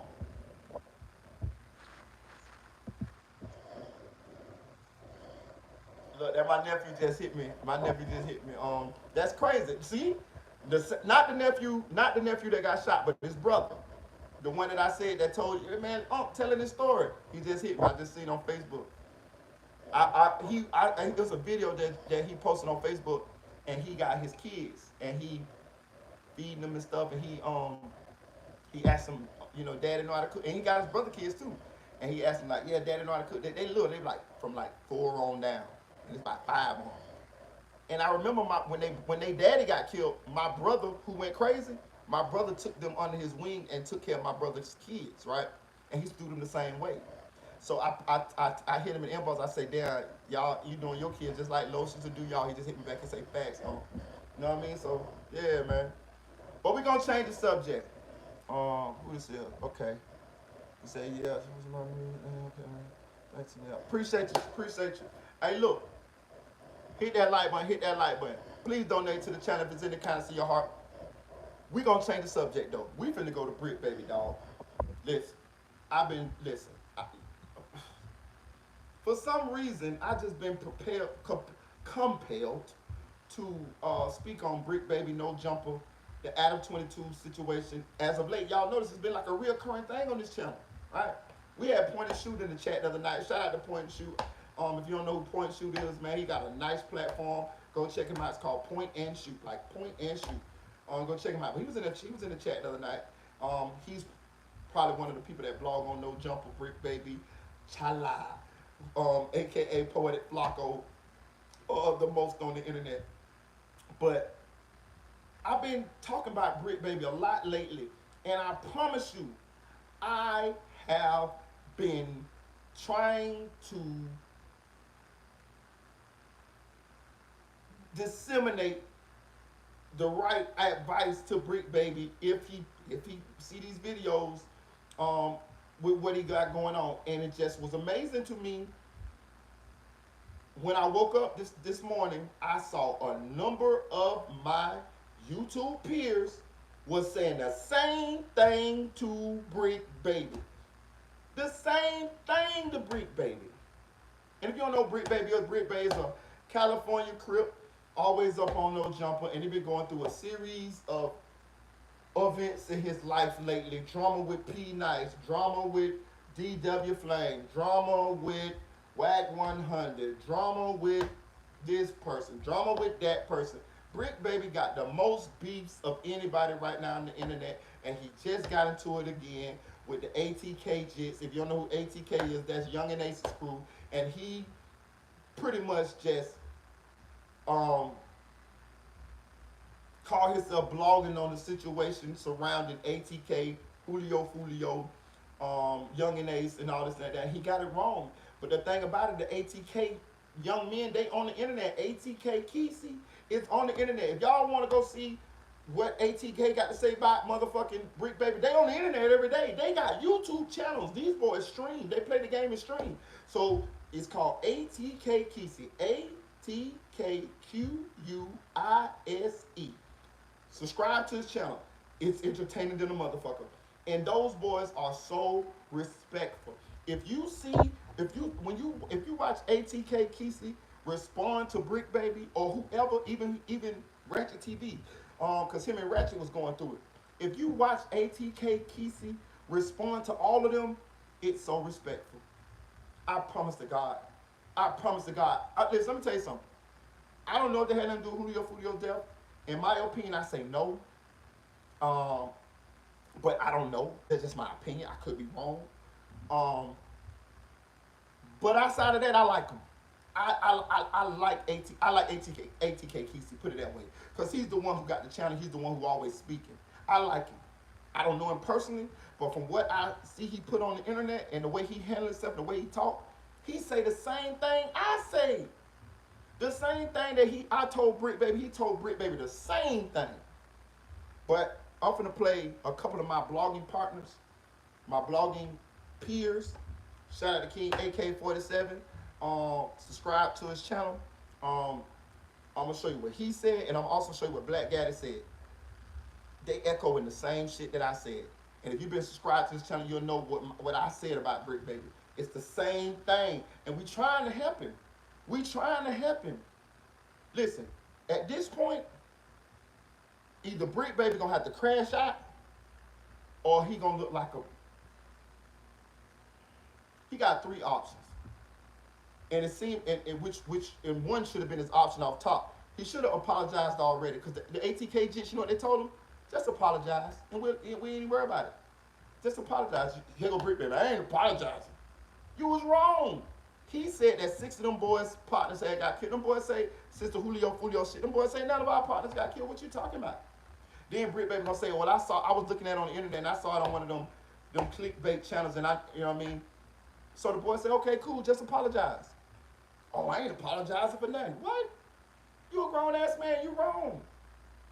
He took that to, Young and Ace ain't gonna be able to perform in California, Atlanta, or the Carolinas. Young and Ace ain't never said a motherfucking thing to BRICC Baby. BRICC Baby been talking to ATK Keisy and Tay Shots. And I think Sosa sometime. Young and Ace ain't said shit to BRICC Baby, period. So why you throw that man name in? And Keisy told him that. Keisy said, why are you bringing Ace in this? Ace ain't said shit to you. Why are you talking about Ace? Ace ain't said nothing bad to you, bad about you, spoke on you, nothing. Why are you saying that Ace can't do no shows nowhere? You tripping. We gonna go where we wanna go. And guess what happened last night? Young and Ace did a motherfucking show in Carolina. You know the first thing he said? I heard a nigga said I can't come to Carolina. Nigga, the whole crowd went crazy. Know what that do? Make BRICC Baby like a motherfucking clown. He did it to himself. But I'm gonna let AK speak to you, then I'm gonna let Gaddy speak a little bit on it. By the end of this video, we're gonna come to a complete understanding. And before we get into this topic, make sure everybody hit that like button and subscribe to the channel. And leave a comment on this. I want to see how all y'all feel about Sosa, yeah. So what we have here is Young and Ace and ATK versus BRICC Baby. BRICC Baby is a No Jumper employee.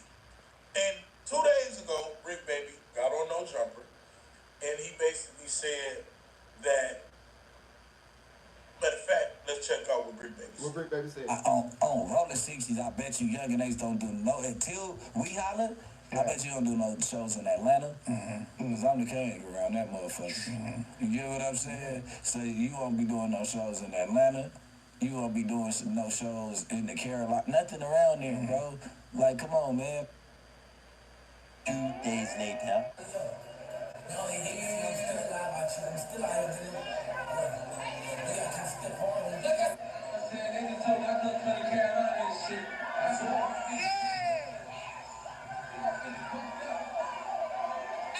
This is the real problem.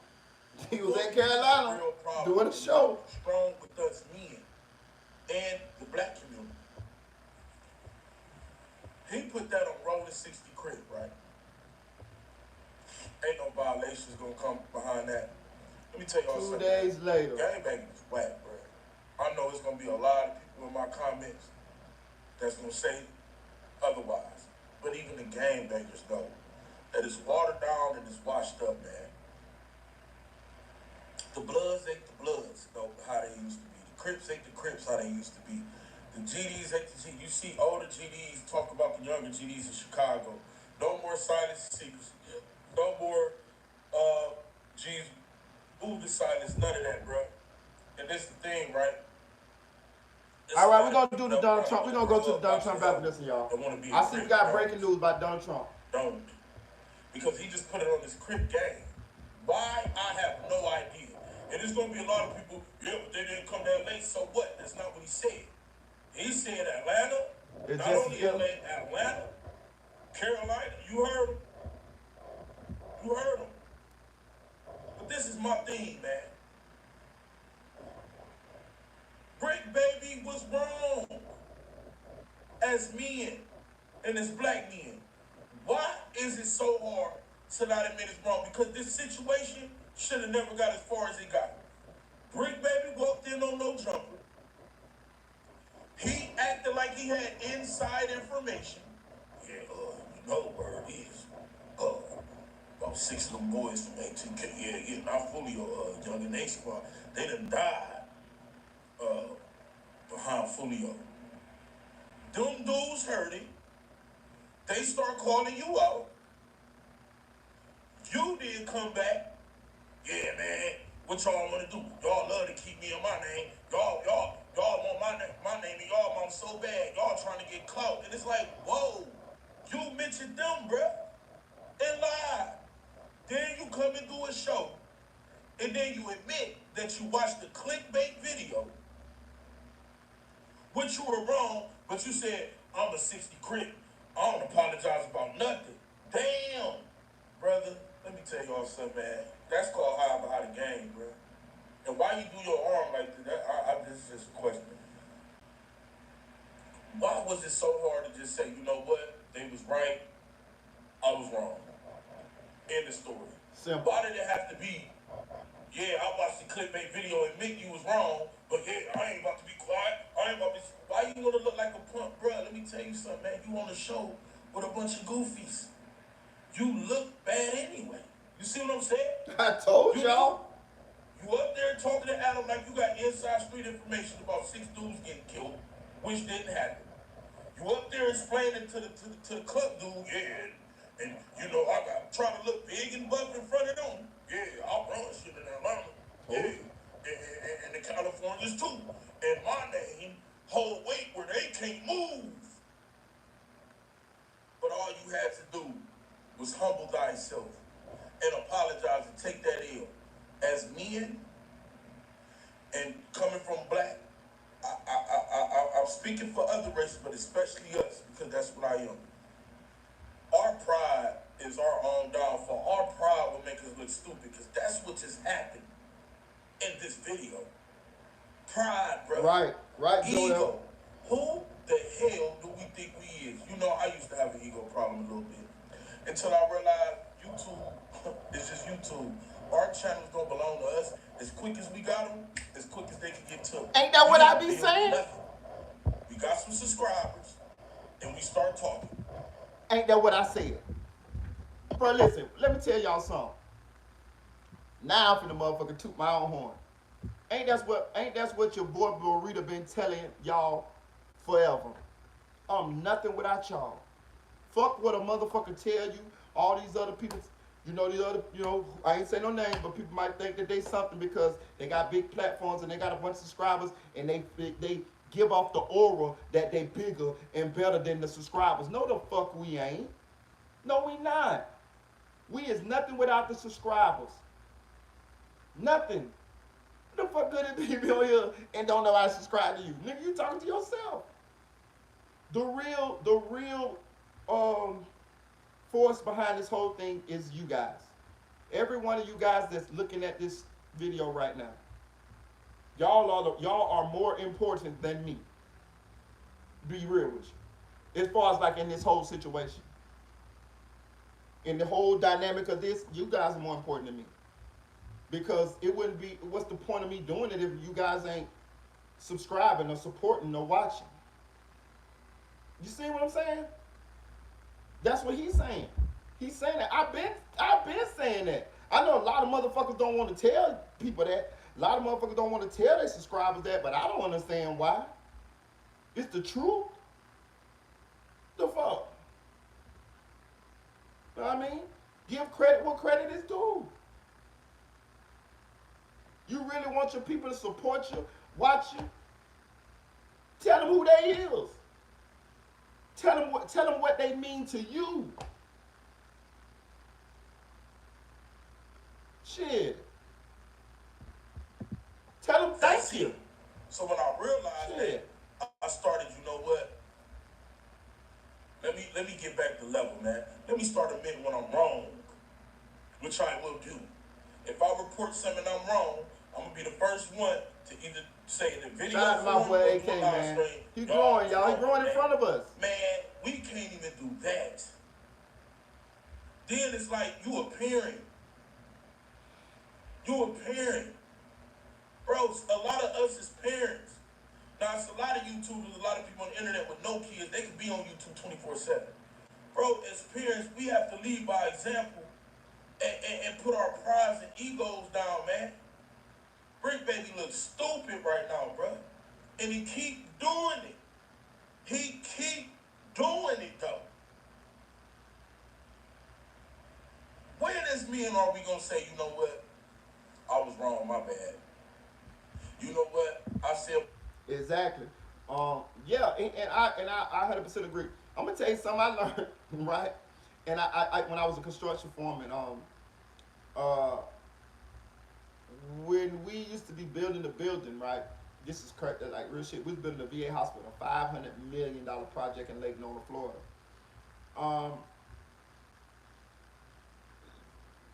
What they call it? Trigger warning.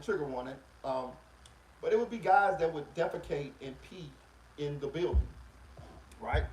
Sometimes we would go through the building and we would see people done shitted in the corner, right? Or people done peed in bottles and threw them in the corner. And we would have big meetings, like it's 200-300 people working at this VA hospital getting it together. And we'll have meetings and be telling people about this shit. And we would, even throughout the course of the project, you still kept finding piss bottles and things of that nature all over the building. And every now and then you'll find shit and shit like this. Now we got portals downstairs. Like the building was like six levels, 6 floors. Probably about 12 if you count the interstitial, the middle floors, right? Me personally, I enjoy going to the bathroom. Let me tell you why. Because first you gotta wait on the elevator. Now we had stairs or we had a book hoist, but you gotta wait on, a lot of times you might just say, fuck it, I wanna wait on the elevator. Bitch, it might take about 10-15 minutes to wait on the elevator. Now if you gotta go use the bathroom real bad, you might wanna take the stairs. But going back up them bitches, woo, you don't wanna go up them bitches. So you're gonna have to catch the stairs. So the time that it take you, and it was 1 million square feet. The VA hospital in Lake Nona is big. It's like a city, nigga. So the time it take you to go to the bathroom and come back up from the bathroom, it might be about 45 minutes to an hour. Lord forbid if you're in that bitch and you're on your phone fucking around, you know what I'm saying? But it take a little minute, right? That's 1 hour I ain't got to work. You know what I'm saying? Like I'm playing, I'm fucking off. You know what I mean? But people would still do that in the building, right? So I had a meeting one time, and I'm like, hold on now. And I thought about it. Y'all the same people that if the school call home and tell y'all that y'all kid is breaking the rule or doing some things supposed to be doing, y'all are discipline y'all kid. But y'all the same motherfuckers that can't come to work and follow rules. You the same people that can't go downstairs to use a bathroom, do something that a human being supposed to do. You guys would rather urinate in the building, on the walls, or in a bottle, when you could just go down to the bathroom and use the bathroom like a human being supposed to do. And I thought about it, I'm like, damn, that's crazy, because y'all to go home today and chastise y'all kids for doing something they ain't supposed to do in school, but here y'all grown ass people and y'all can't do what you're asking your children to do. And that's the same thing kind of what AK talking about. You know what I mean? Like, you can't even do something that you'll be trying to lead your children and chastise your children and discipline your children, but you and yourself ain't leading by example. You and yourself ain't following the rules. You and yourself can't admit when you wrong or tell the truth or something like that. You know what I mean? But this is a pride thing with BRICC, baby. And let me tell you something. It's the same. Pride comes before the fall. Pride comes before the fall. You know what I mean? I'm telling you, part of being a mature adult is being able to admit when you're wrong. If you can't get to the point to where you can admit when you're wrong, I would argue that you aren't fully mature. And I would argue that you're not being your best self, the best self that you could be. You know? But, you know, people have certain character issues or behavioral differences to where some narcissists won't never admit when they was wrong. But that's a disorder, narcissistic personality disorder. So, you know, I understand that people are different. Everybody different. The world won't go around. But I'm saying, like, it's the average person should be able to admit when they're wrong. I mean, we teach our children to do that. I know I do. I taught my children that. You know, my children can come to me and tell me when they did something wrong. You know what I'm saying? And one thing, and even if they don't, even it be hard sometimes, but even it's a process. But I still make them do it. Like even to this day, if I know that you know what I mean, I would talk to them till I can get it, till I can get them. Now some shit they will admit, but some shit might be a little harder for them to admit, cause some shit make a person feel away. You know what I mean? That's another thing too. Sometimes you gotta get out your feelings, just do what's right. I sat right there and had so many debates with Silverback Mickey. She knew she was wrong, but just because she didn't want to be wrong, she would argue those points and look crazy in a motherfucker on live. I still remember she told me that we got into the debate about who doing Young Thug hair, and she told me that you can get a beautician in jail. Now, I'm somebody that's done been in jail a bunch of times. I'm a 9-time felon. You know what I mean? I'm a 9-time felon. And I know ain't no motherfucking beautician. You can't get no motherfucking beautician in jail. The closest thing you're gonna get to that is a punk. You know what I mean? Like, you know what I mean? A punk. P-O-N-K. You know what I'm talking about? P-O-N-K. Nigga, it's gonna be, so Men's is doing Young Thug hair in jail. But she debated. Till I just let her have it. Oh yeah, you can request a beautician to do your hair. No, the fuck you can't. You in jail, nigga. The fuck you talking about, nigga? That's jail, nigga. They ain't got no women from the salon pulling up. Oh, y'all pulling up to do Young Thug hair today. He got caught today.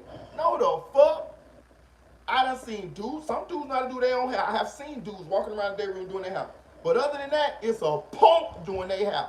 Or another man. What's that dude? It's a dude from the O Block 6. One of them is doing hair in jail now. I forgot which one it is. Jump in the comment section if y'all know which one it is. But one of the dudes from who was convicted of murdering FBG Duck does hair.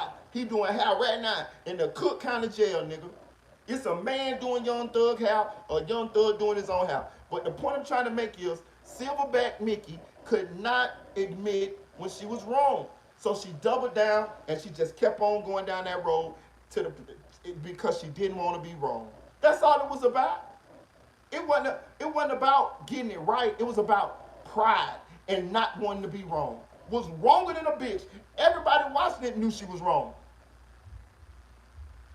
When you see shit like that, that be a glimpse into who people really be.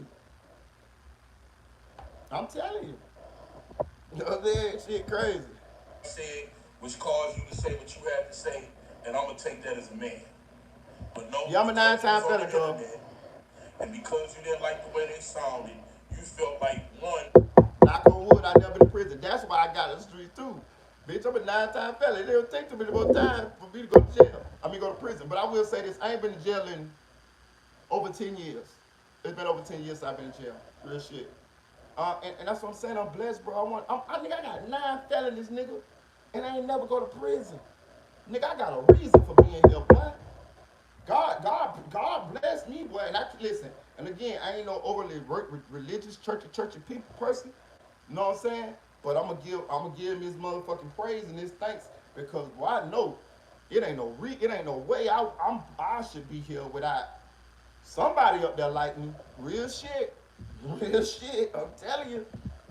Because you're on no jumper, and 2, because you're a rolling 60 crit.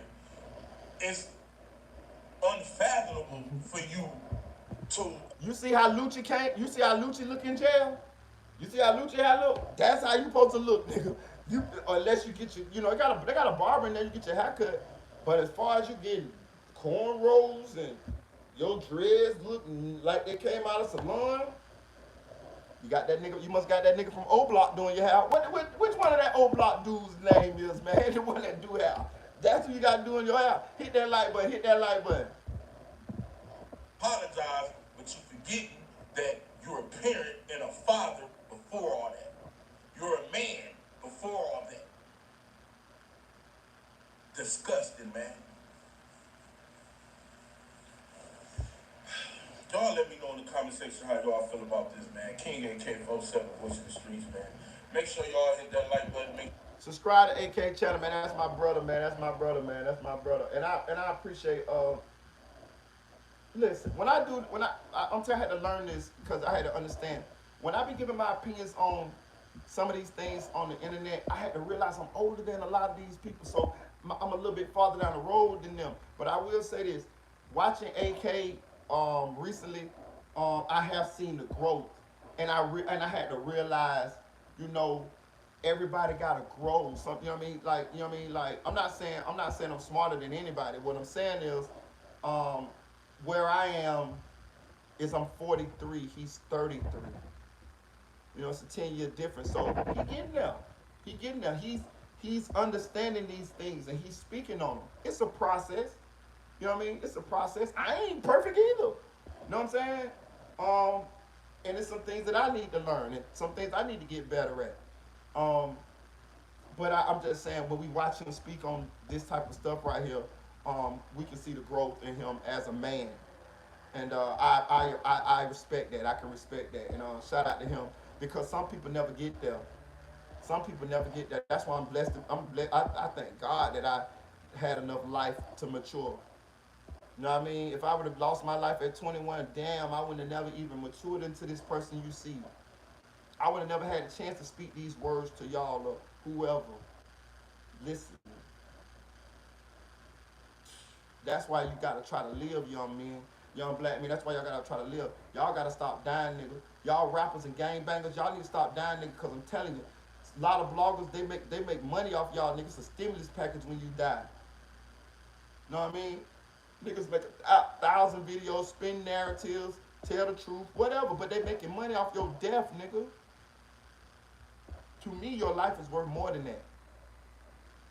To me, I don't even gotta know you. I'd rather make a video about you winning a Grammy or some shit. You know what I mean? Doing something positive, building a school, giving a scholarship. You know what I mean? Buying your mama a house. I would do that. You know what I mean? Y'all know me, I'm more on the positive tip over here. I crack a little shit, talk a little shit, but I know what's important to me and what's important in life.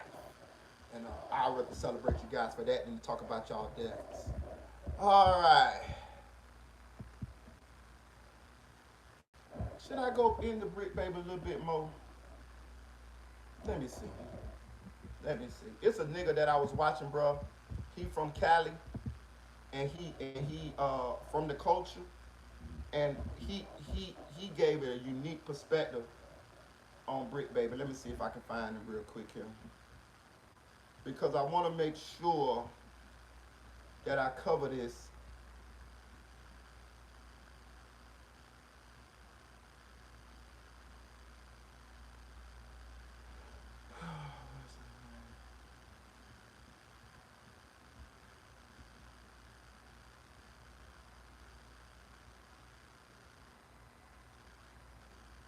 I want to make sure that I cover this.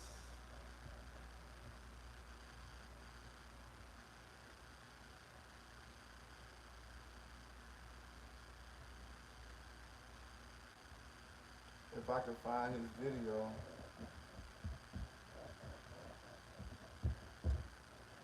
If I can't find his video, then it's out of gas. But like I say, the theme of this live is it hits home, and I hope a lot of people take heed to this. You know what I mean? Like, karma's a bitch. Like, I don't know what God you believe in, and I don't care. But one thing I do want you to know, what motherfucking goes around comes around. And bro, that karma be a motherfucker, man. That karma be a motherfucker, and I'm not sure that people really be ready for, or even can fathom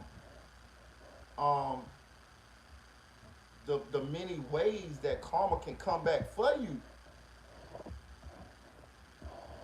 I'm telling you, you could be watching your fucking kid die for some shit you did. You know?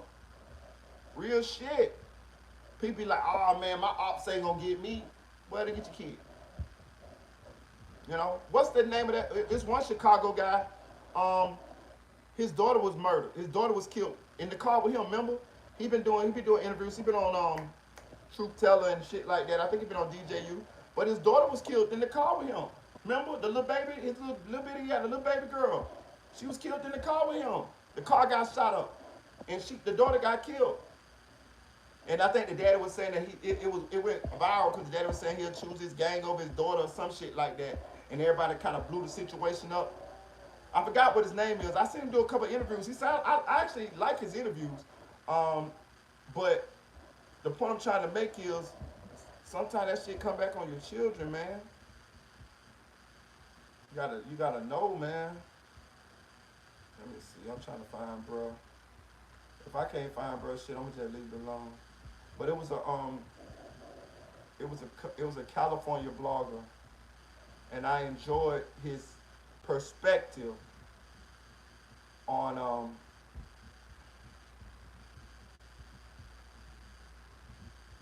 the BRICC baby situation. And I kind of wanna let y'all hear his perspective because, you know, it's kind of I think it kind of gives an overall view of the better view of the situation. Hearing it from somebody who is a native of California and who's out there in the culture, who know more about the culture. You know, I'm from Florida. I'm like them. You know, we don't do it like that out here. Well, I guess I can't find it. I'm trying to look for bro. I be trying to save people's stuff. Oh, found him. Got him right here.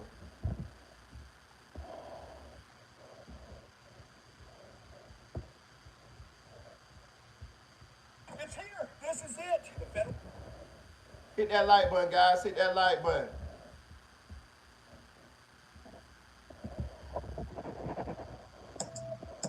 So this guy named is Compton Rick Rock.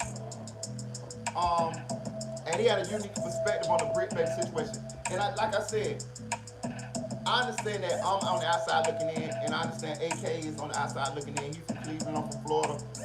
Now I'm gonna give y'all somebody's view who's from Compton, from California. So we can give an overall view of the BRICC baby situation and what's going on. And to be honest with you, this shit echoing ours.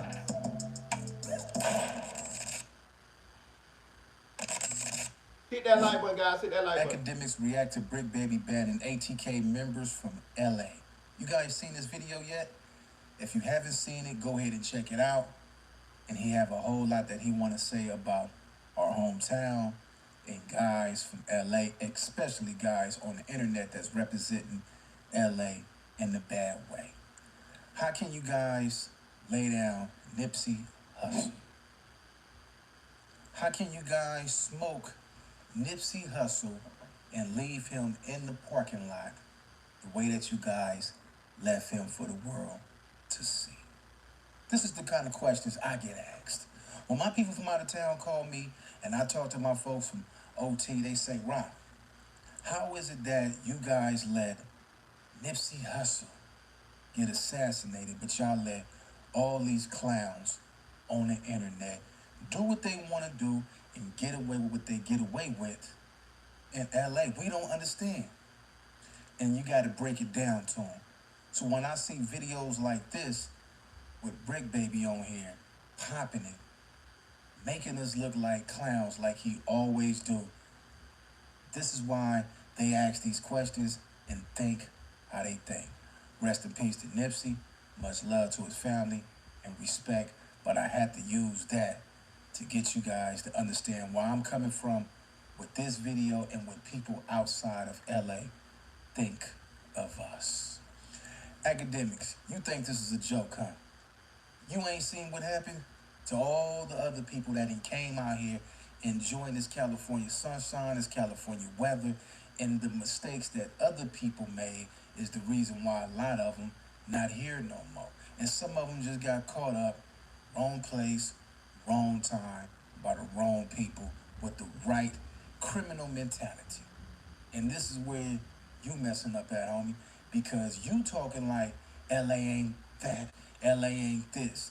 You would get your ass handed out here.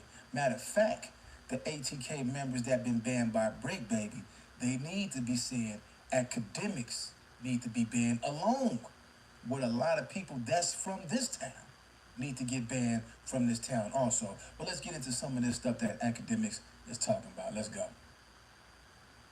You say something with you, gang. We look forward to your lives. At least I do.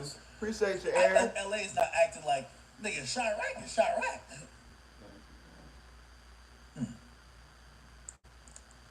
Talk, nigga.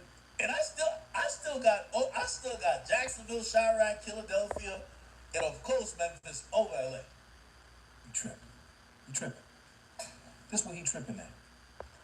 Or maybe I'm just fooled by a clubhouse, because all of the tough gangsters I used to see in LA, all they do is content. Got a point. You said, not gonna lie, LA will probably fold Jacksonville. The only LA people I see is the people who are like on podcasts every day. I don't know. I'm like, what are they banging? Nigga, I used to think about, I used to think of LA like this. Like niggas is walking around like, what up, cuz? What up, bro? What up, this? I thought niggas be on the corner like set tripping. Then I realized, I'm like, no, they're not. They're just plugging in mics and talking. That's all they're doing. That's where you wrong at. I want to say this too. I don't agree with academics, but I see where you're coming from. That's why when it comes to LA, California, out of respect, because I'm smart enough to know it's gangsters everywhere. I ain't no motherfucking fool. You ain't finna get me disrespecting a whole anything. Period. You know what I mean? Like that's just foolish. So out of respect, I defer to people who natives. SLK, Lil Kel, Audio Crack. I defer to them to give me an idea of information or to educate me on the layout of the land, the culture, how things go. Now, from a novice standpoint, from somebody on the outside looking in, this is the question that I asked XLK on this platform. And even it was what Loose Cannon kind of addressed when he was on this platform. I was trying to understand how BRICC Baby could continue to do these things that would make the whole collective look unappealing. You know what I mean? Um, and nobody would just say something to him. Nobody would get him to stop, or it wouldn't be no repercussions because of this. Like you representing you may not be the leader, but you representing your state. You represent LA, you know what I mean, to the world. Cause you is the most on the internet. Who more on the internet than Brick Baby? We don't take Crip Mac serious. Big U old. He ain't got it like that. He ain't got the internet persona. He might be more bigger boss than Brick Baby, but to the masses, Brick Baby had an opportunity to be the face of the Crips in California. But when we see him doing sucker shit, you know, on the internet, it calls us to look at Cali sideways. Now, I know he don't represent the whole of Cali, so I just be trying to figure out like where did this lead? Like, cause that shit won't fly in Florida, Georgia, Alabama, New York, Chicago, Seattle, Texas, Louisiana, Tennessee. That shit won't fly nowhere else around the globe. So why is it flying there? That's what my question was. Not that I want nothing to happen to Brick Baby. I actually like Brick Baby's personality. I think he just make a lot of badass, dumbass decisions that make him look weaker than what he's trying to come off, than what he really, that make him look weak. It come off as a buster. You know, a buster. You know what I mean? A mark. You know what I mean? It comes off as that. I'm not saying that's what he is. I'm saying you keep getting in these situations that make you look this way. You went up there on No Jumper. First of all, you up there on No Jumper letting Adam 22 say all this homosexual shit, and you right there along with him. Maybe is P nice? Is his P nice? Talk about P Nice's private part with Adam. No way I'm finna do that. I'm not even finna continue to be up here and you talking about men's genitalias and things of that nature. I don't give a fuck. Fuck the platform. I'm not doing it. That's not finna go, player. This your shit? Yeah, I'm out of here. Peace.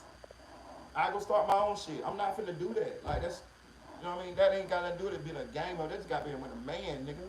We not finna keep, no. You know what I mean? No. I'm uncomfortable and I'm not finna do it. That shit make me look away to be up here conversating like that about that type of shit. Second of all, we see you keep getting into it with motherfuckers and then you end up right back on the podcast sitting across the table from them. Now, it ain't nothing wrong with squashing beef because I don't want to be a hypocrite. You know what I mean? Ain't nothing wrong with that. But you keep getting in situations and listen, I'm for squashing beef for real. But I also know sometimes an example gotta be motherfucking made. Like I ain't finna peace man every situation. I'm telling you that now. Real shit. Marita, I'm all for peace and all of that. But I'm not peacing every situation. So just so you know, every situation that I get into is I'm not gonna end it peacefully. No, hell no. Never. Never. Somebody crossed that line, something gotta happen. I'm not talking my way through every situation. That's why I just choose not to, I just disassociate myself with large groups of people. That way it keep me out of shit. I don't associate with a lot of people. So I don't get into it with a lot of people. I don't get into it. That's all you really gotta do. If you want to stop getting into it, people, just stop fucking with a lot of people. How you argue with yourself? You know what I mean? Like, we get into shit because we around a lot of people. Or around people who you can get into it with. Even your family. You know what I mean? I used to get into it with my family all the time. Cousins and all that type of shit like that. Now that I don't live around my family, I don't get into it with nobody. Who the fuck I live by myself. Who am I talk to, the wall? You know what I mean? Like, it's a way to stop all of this type of shit. You know what I'm saying? But Brick, like we. This is the question that we asked him about Brick Baby. I don't want nothing to happen to him, but he looking crazy out here. But I'm gonna keep playing. The guys that you see Hit on that the like button, y'all. Hit internet that like are button. content creators. Them not the guys that you don't see that's not on the internet. Them the ones you gotta worry about that don't care about views, that don't care about clicks, that ain't getting paid no monetization for being on here, that's in the hood all day, and they Shout out to SLK and them boys. They told me that. That's what the answer was. The guys that really run shit, they ain't the guys on the internet. You know what I mean? And that's why I never disrespected Cali, and because I once I realized what I was looking at, because I feel like I gave Brick Baby too much credit. I took him for his word, but I should have just watched what I saw and believed my eyes. And when it all played out, now that it's all shaken out, it's like just like what he said. The people that we see on the internet, those aren't the people that got the pull on the block. Those aren't the people that got the pulls in the game. The people that got the pull, the people that you got to worry about is the people that we don't see. The people that's not on the internet, not the people that we see out there on the internet, on the hood, on this, on that, all that. No, them ain't the people. only job is to wake up and cause havoc. You talking to them people when you get to talking like this. Now, as far as the guys that you see on the internet, Brick Baby, one of them in particular is the reason why this video is being made, is the ones that you talking about. And it's a whole crew of them. It's a whole list. And this is why I get asked, why you guys let Nipsey Hussle go out like that, but you guys allow these suckers, as so they call them, on the internet to get away with what they get away with. Now, Brick Baby was on No Jumper, and he was talking about the ATK members, how they lost 6 members because of the Julio FOOLIO incident. Brick Baby, you don't know what happened out there. What you're doing is you're making it hard for people that's probably already out there in Florida, Duval County. You're making it hard for them that might be out there. They say, you know what? Since your people say we can't come out here, we're going to lay them down and send a message and say your people can't come out here. Brick, you don't got enough power. You ain't did enough. And from the looks of it, you don't know what's All going right, on Tia. in Florida with them boys. For you to get online and say 6 of them was dropped, you're wrong. Now, what you should have did was talked about what's already Prayers on to the internet Houston. that everybody's seen and just repeated what the news and already said. Because it's already out there. But what you doing is talking about 6 people that got smoked, what you don't know. And if you do got intel, y'all need to be quiet on whoever told him this, because if he was sitting in the substation, he'll really get to talking. Because he talking about what he don't know. You don't even talk about that. You the reason why they disrespecting you. They disrespecting your kill squad, which your kill squad don't got, because White 100 and already said, fuck your hood and all that, and you go right back to work where he at. Now, if this would have been somebody that academics don't see on the internet, and Wack would have said that to them, and I know Wack, it would have been a whole different story. That whole No Jumper building would have been lit up.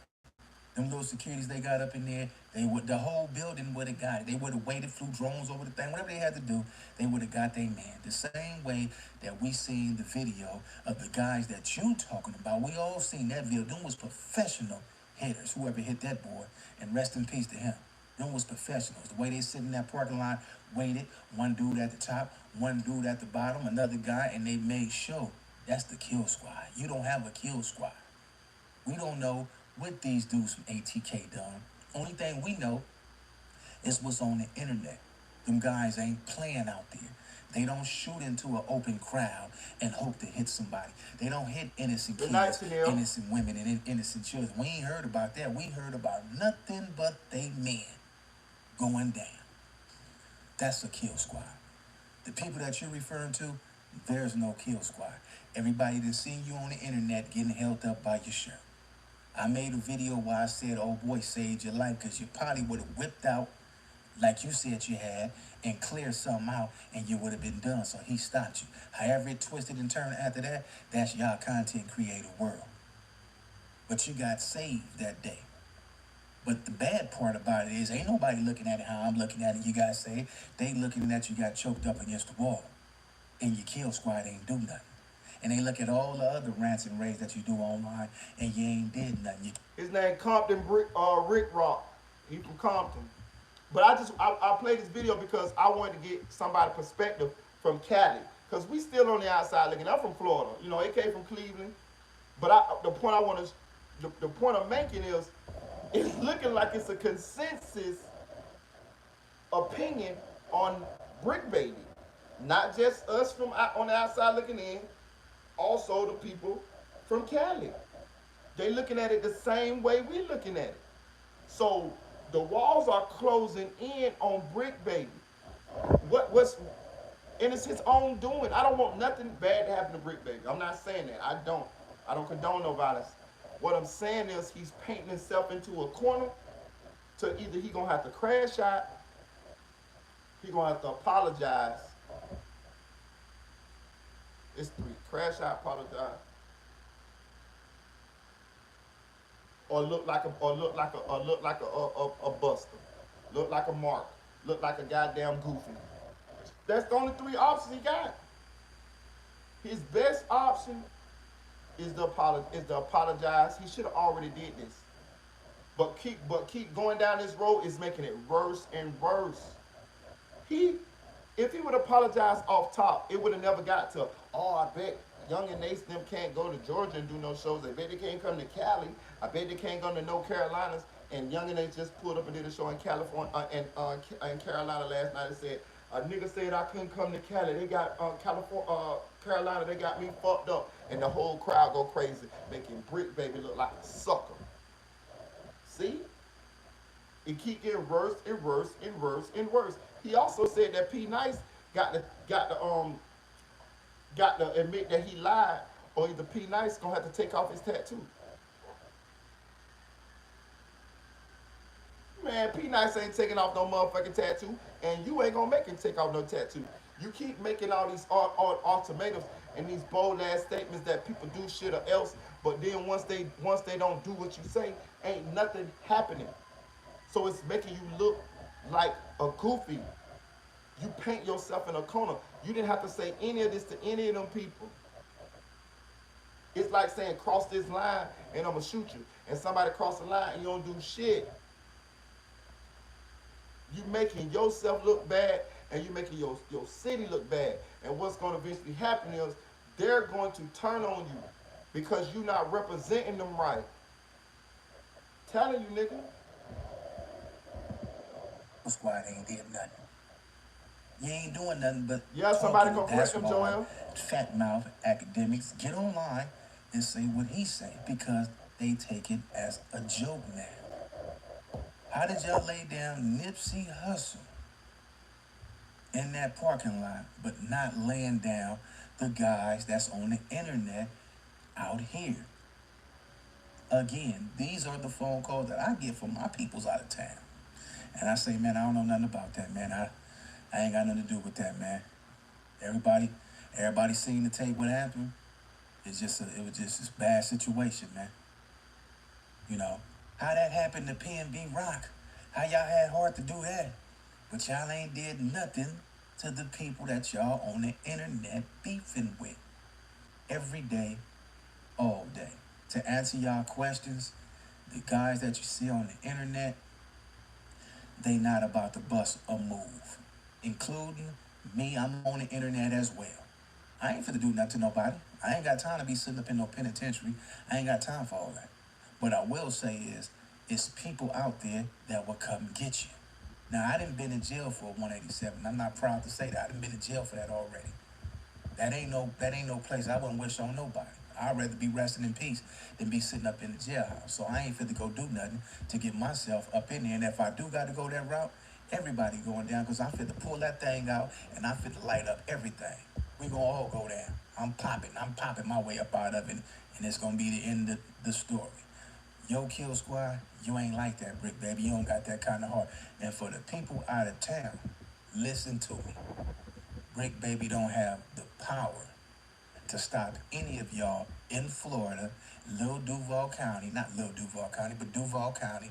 He don't got no pull to stop nobody from Tampa and all the rest of the places from coming out here. That's what If we y'all was thought. to come to Compton, he can't make a call to Compton That's and what we say, get thought. them up out of here. We been and kicked him in his ass. Damn. Yeah, that peace talk, that Martin Luther King talk, I'm on. Y'all go check them old videos out today. We keeping it gangster and we keeping it 100 today. Damn. He can't make a call to Inglewood and tell y'all to get Inglewood? Young and Ace and his crew up out of there. Damn. He can't make a call to San Bernardino, Riverside, Hawthorne, California, Carson, California, I hear Watts, that. California, Long Beach, California. He can't make no phone calls and have nobody took out of here. He can't make that kind of call because he ain't got that kind of juice. Told you.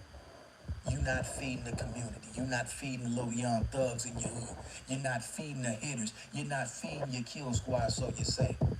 Only when people get fed, they stand up for you like that. When you're greasing their pockets, when you're taking care of their family, when the homies in the pen, you sending packages and money up in there. If you ain't doing, ain't nobody taking you serious, sucker.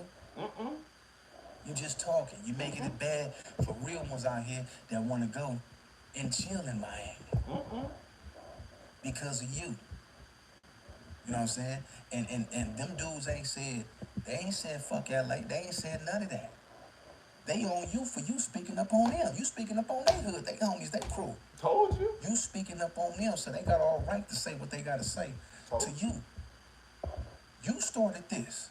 You can't ban nobody, homie, because they checking you and getting on you for speaking up on their homies. You know you out of pocket for that. Told you. Hit that like You button, can't guys. even handle your own homies, your own crew that you get into with your own online enemies. I ain't talking about your homies in your hood, because your homies in your hood ain't nothing like you. I know some of them, and they really with that action. I done got a phone call, and I done been told, yeah, Brick, he really from over here, but he on the drugs and all this and that, with so forth and all that. Homie, do what DJ Academic said. Get your money, go on home to your family. Academics, take your own advice. Go on home to your family. Because you on here doing the same thing he doing, popping it, and you ain't gonna do nothing. Both of y'all ain't gonna do nothing. Now, I can't tell you what people behind me would do. I don't promote, I don't want them to do nothing, but they will, but I don't want them to do nothing. I don't have no problems with getting on this microphone and spitting it how I spit it, because, you know, like I say, if I gotta handle my business, I'm gonna handle my business. But if I'm trying to go sit up in somebody's jailhouse, no. That's me. I would tell you, I ain't trying to do that shit. Brick, you don't got that kind of pull. To the people in Florida, y'all more than welcome to come out here until y'all disrespect the city. Once y'all disrespect the city, fuck LA and all that, then you can't come out here. But y'all ain't did none of that. What y'all got going on in y'all town, that's y'all business. Y'all keeping it gangster, however y'all keeping it gangster. You know what I'm saying? The lines that been took out there for what y'all doing, rest in peace to them fallen soldiers. Hopefully y'all get that right, correct that, make peace out there. Y'all come together, y'all get money. But until then, all this other stuff talking about bodies being dropped, hey, homie, don't look at all of us as we on that mentality. That ain't got nothing to do with us. We know we know what's going on out there. We ain't no stranger to danger. We ain't new to none of this. We know exactly what's going on. Not what happened, but we know the mentality. Because if you think about it, it all came from here anyway. All the gangbang. Look, shout out to Compton Rick Rock. I just want to give everybody a California perspective on the Brick Baby situation, because, you know, we was on the outside looking in, and I just want to let everybody know, show everybody that it is becoming a consensus of the way that we're observing and the opinions that we're forming about the way that Brick Baby has been behaving lately on the internet. Now, we got some breaking news, y'all. We got some breaking news. Shout out to those of y'all in the chat who put me up on game. Bro, they even tried to kill Donald Trump, bro. While I was looking at while I was listening to him, I had to change the screen and I'm checking out. Listen, bro, we gonna get into it, man. Listen, man, they tried to kill Donald Trump. They wild in a bitch, man. Listen, let me tell y'all something, man. Let me tell y'all some real shit. I know it's people, they take politics seriously.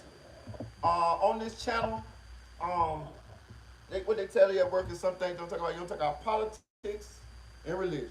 At work, you don't talk about politics and religion.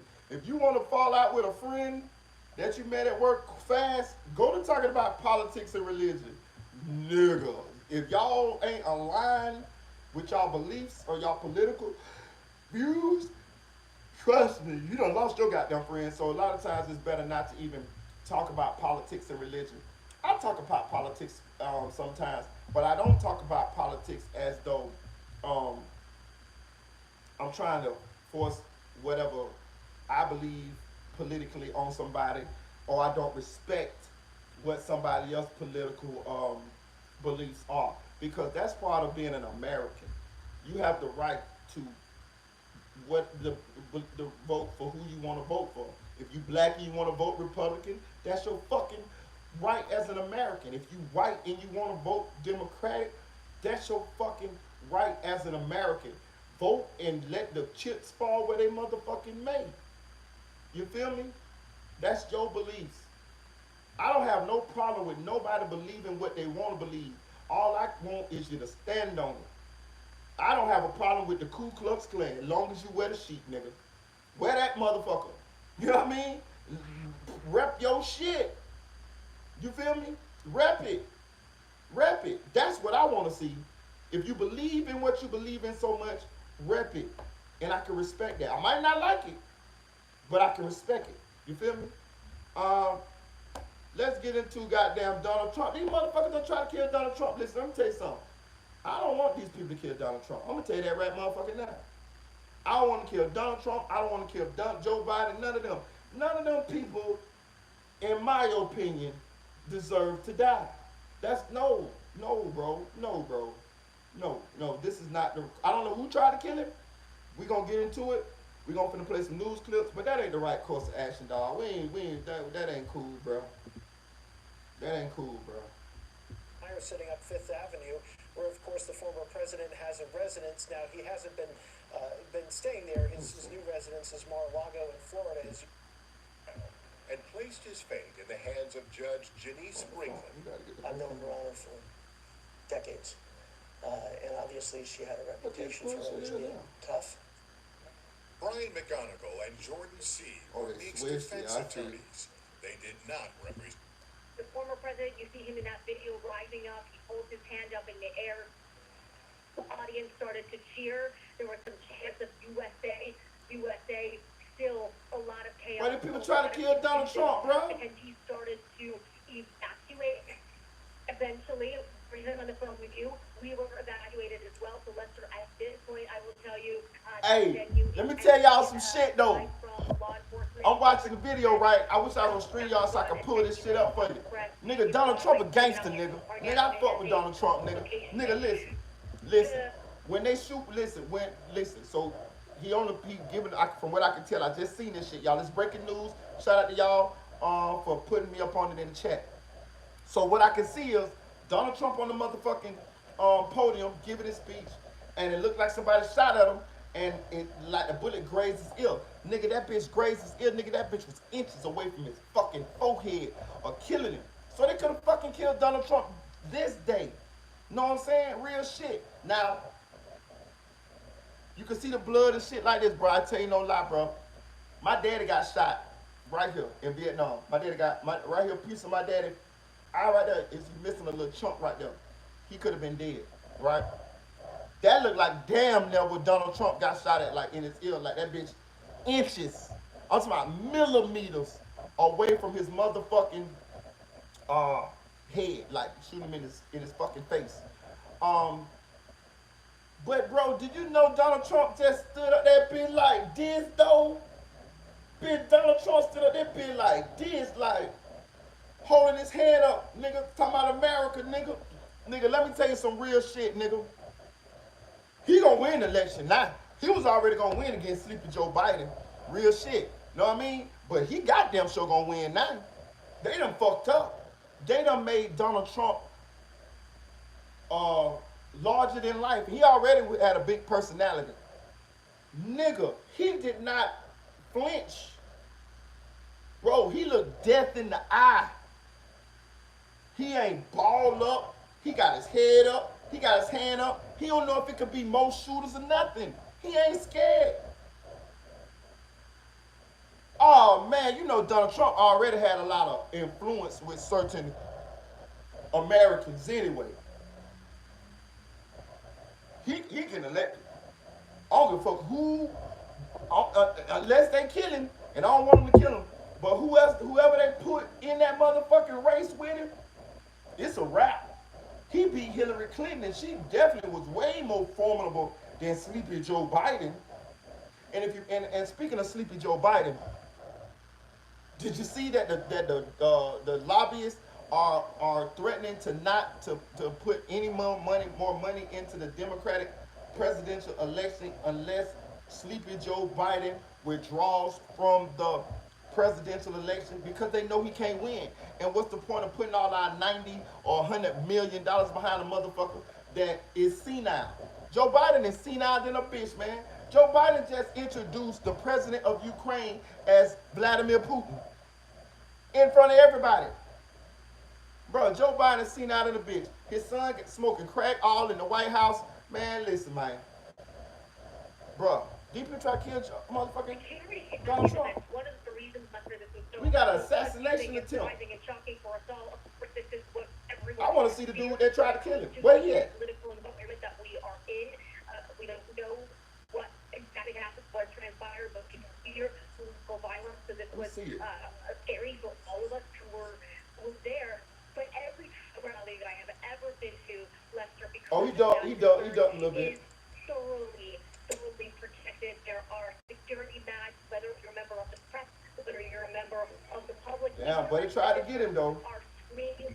Every item that you are carrying is looked at. Yeah, he a martyr now, Joel. That's what I'm saying. He a martyr now. There is a pretty strict protocol about what you can and cannot bring in. Yeah, they tried to kill Donald Trump. That's fucked up, bro. Like, listen, bro. There are so many intended to. I know I'm black, bro, so people feel like I should feel away, but I don't got no problem with Donald Trump. I don't got no problem with Donald Trump. I know Donald Trump say some weird shit, wild shit. He off the wall and shit like that. But I'm old enough to remember Donald Trump. Donald Trump, man, listen. Donald Trump was hanging out with black people way for years, decades, nigga. Like, y'all forgot. Y'all forgot Donald Trump used to hang out with all the rappers, nigga. I'm old enough, I remember, nigga. Donald Trump was having parties and, you know what I mean, balling with all the rappers for decades. You know what I mean? Like, real shit. Like, you know, so people say they want to say, you know, about Donald Trump. I know what I mean, like, only he know what's really in his heart. But I'm going to say this, man. I don't wish no death on the man. You know what I mean? I don't wish no death on the man. And you know, I don't take no joy. Some people will. You know what I mean? Some people will. Some people have that much hate in their heart for other people. But I don't take no joy out of seeing that man almost killed up there. Like, that's crazy. And that could have been Sleepy Joe Biden. I would have said the same thing. Pastor, let me ask you, you and others are going to describe multiple shots fired. First of all, do we know anyone of the crowd, anyone who was there? Has anyone been hit? And also, what do we know about the shooter? We don't know as far as, from my standpoint, where it came from. It's really large venue, Lester, and it was hard to tell exactly where the shots were coming from. I thought I saw some smoke on the right-hand side of the stage, but again, hey, I ain't gonna lie to you, that Secret Service, they moved a little slow though, dog. They moved a little slow. But I understand though, they ain't had no real assassination attempt ever. Not in their time as Secret Service motherfuckers. But Donald Trump, he know what to do. He went to pumping the crowd up. I'm telling you, smart motherfucker now. If everyone was okay, I did not hear of anyone who was injured What? or fully shaken up.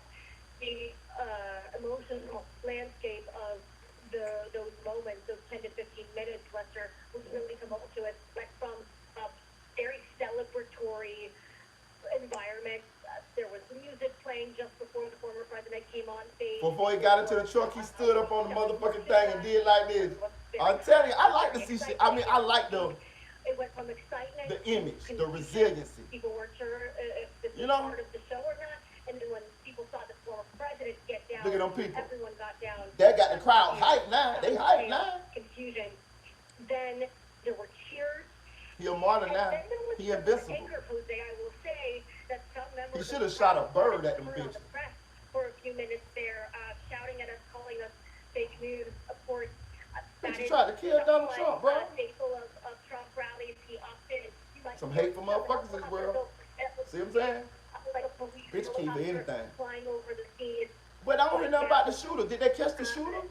You know, the former president will often point to the press and call us fake news, and the folks who were in the crowd, again, confused and emotions running high, not clear what to make of what just happened. We didn't know if there was a shooter, who the shooter was, very frustrated as they were being escorted out of the venue. Again, we did not see anyone get injured. We saw the former president with some... Oh, they killed the shooter? Tawana in the car, they killed him? He flying around singing all day. That bitch got baby wings on, don't it? What? You dumb bitch. You are a dumb bitch. You see? Karma come for a bitch, don't it? They said the shooter was dead now. You see? Karma come for a bitch, don't it? You see? Hold on, y'all. Karma's a bitch. It's go right with the title. Karma's a bitch. You see? Do you see? This motherfucker went there. Oh, I'm gonna kill Donald Trump. Yeah, bitch. You dead. You motherfucking dead. See? Karma's a bitch. He was with him. Shout out to the gang spitter. Shout out to the gang spitter. I be telling y'all, bro. I didn't even know the motherfucker was dead. You see? You motherfucking see. Yeah. He thought, yeah. That's why I never like robbing people, bro. I promise you, because it don't always go your way. You can die. Real shit. It's just a little dangerous. It's a lot dangerous.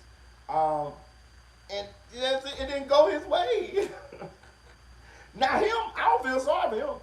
I don't feel bad at all. I don't. I have no empathy, remorse, none of that shit for him. Fuck him. Fuck him. You know what I mean? You went to kill somebody, you died. If he dies, he dies. Like the Russian on Rocky say, if he dies, he dies. Like, come on, man. Like, man, hit that like button, y'all. Hit that like button, bro. Hit that like button. Hit that like button. Bro. And kill the motherfucker. Is that, they're acting almost as if the threat had been... I killed that motherfucker. We were on the stage bro. With the former president still upright before he's actually moved down to the vehicle, the armored vehicle. I want to go to fucking Hallie idiot. Jackson right now. Hallie, are we getting any reaction from the Secret Service? Are they filling in any of the details? I don't know if it's details, but they are at least responding here, as they are clearly in a moment of intense scrutiny as well, and obviously a heightened state of awareness given what just happened. So we know that the Secret Service is officially saying that this incident occurred. They do not specify what the incident actually is, what specifically happened, although we've obviously been seeing it and watching it for ourselves. The Secret Service, they say, now we're going to have a conspiracy, y'all. And the former the Democrats son him. Joe Biden's son him. Oh, man. Oh, you know, we have a conspiracy like a bitch. You heard Dasha talking about being moved, obviously, from the scene what of this fucking rally because idiot. of this investigation that is now happening. But I want to underscore a couple of things here as we take a beat to just... That dude had to want to die. Like, that's a suicide mission. Like, he must have had, like, terminal cancer or some shit. Or Donald Trump fucked his old lady or something. That's Stormy Daniels' husband or something like that, because that's a suicide mission. Like, it was no way. How did he get in there with a gun anyway? Bro, that's like presidential security, like Secret Service security. Like, that shit supposed to be like, to be real with you, some motherfucker gonna lose their job, but some bitches' heads gonna roll. Cause a bitch wasn't supposed to get in there with no motherfucking gun. You know what I mean? Real shit. Like, how the fuck? People where we are now, that at this moment, former President Donald Trump, based on what we're hearing from Secret Service and from his campaign, is safe and is fine. Those are the words of Secret Service and his team. He is now being checked out based on his campaign. Well, that motherfucking bullet, bro, I ain't even, bro, I was looking at it, I was trying to see if I could see like some, bro, that bit was so fast. That bit was supersonic speed, bitch. I couldn't even see the bullet. Hit that light, but all I see was Trump like, and do like this and duck down. Damn, boy. Damn. But I'm gonna go on in this live, man. I mean, it ain't too much more we could, you know what I mean, learn about this right now. We just, the killer dead. I mean, the shooter's dead. Donald Trump's alive. Make America great again. He had the MAGA hat on. I'm glad he ain't dead, man. Like, you know, I understand a lot of people may not like Donald Trump, and I might not agree with everything Donald Trump do. But I don't wish no death on the man. Real shit, like, you know what I mean? Ain't none of us perfect. And it could have been Joe Biden up there, and I still would have felt the same way. You know what I mean? Like, you know what I mean? Like, it don't matter. Over here in this channel, it don't matter what your political views is. He's a human being. He's a person. You know what I mean? Like, so, you know, we gonna keep it a bean all the way around the what's the name, man? That man, he didn't deserve to go up there to do his speech to try to run for the presidency, and then a motherfucker try to kill him. You know what I'm saying? So I don't have no remorse for the person who they killed. Me personally. You know what I mean? Like, real shit. You got a problem with Donald Trump, you handle it like an American's supposed to, and you handle it in the voter's box. You take your ass up there and you vote.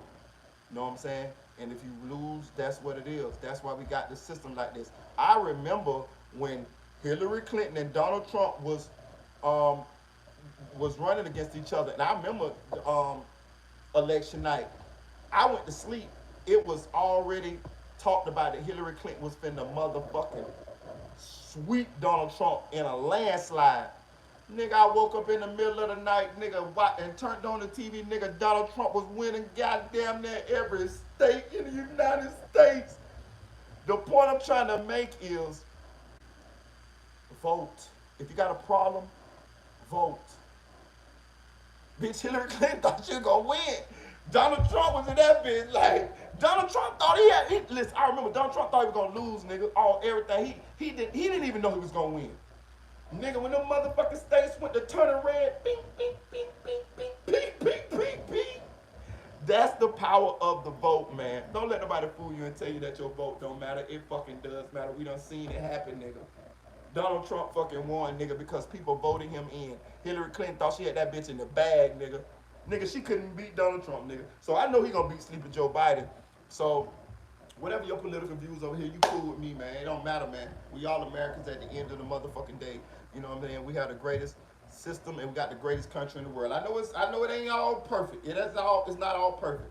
But I goddamn sure rather be here than motherfucking North Korea, bitch. You know what I'm saying? You know what I'm saying? Shout out to everybody on this that supported the chat today. Everybody who supported the channel, man. Like, share, comment to this video. Chill.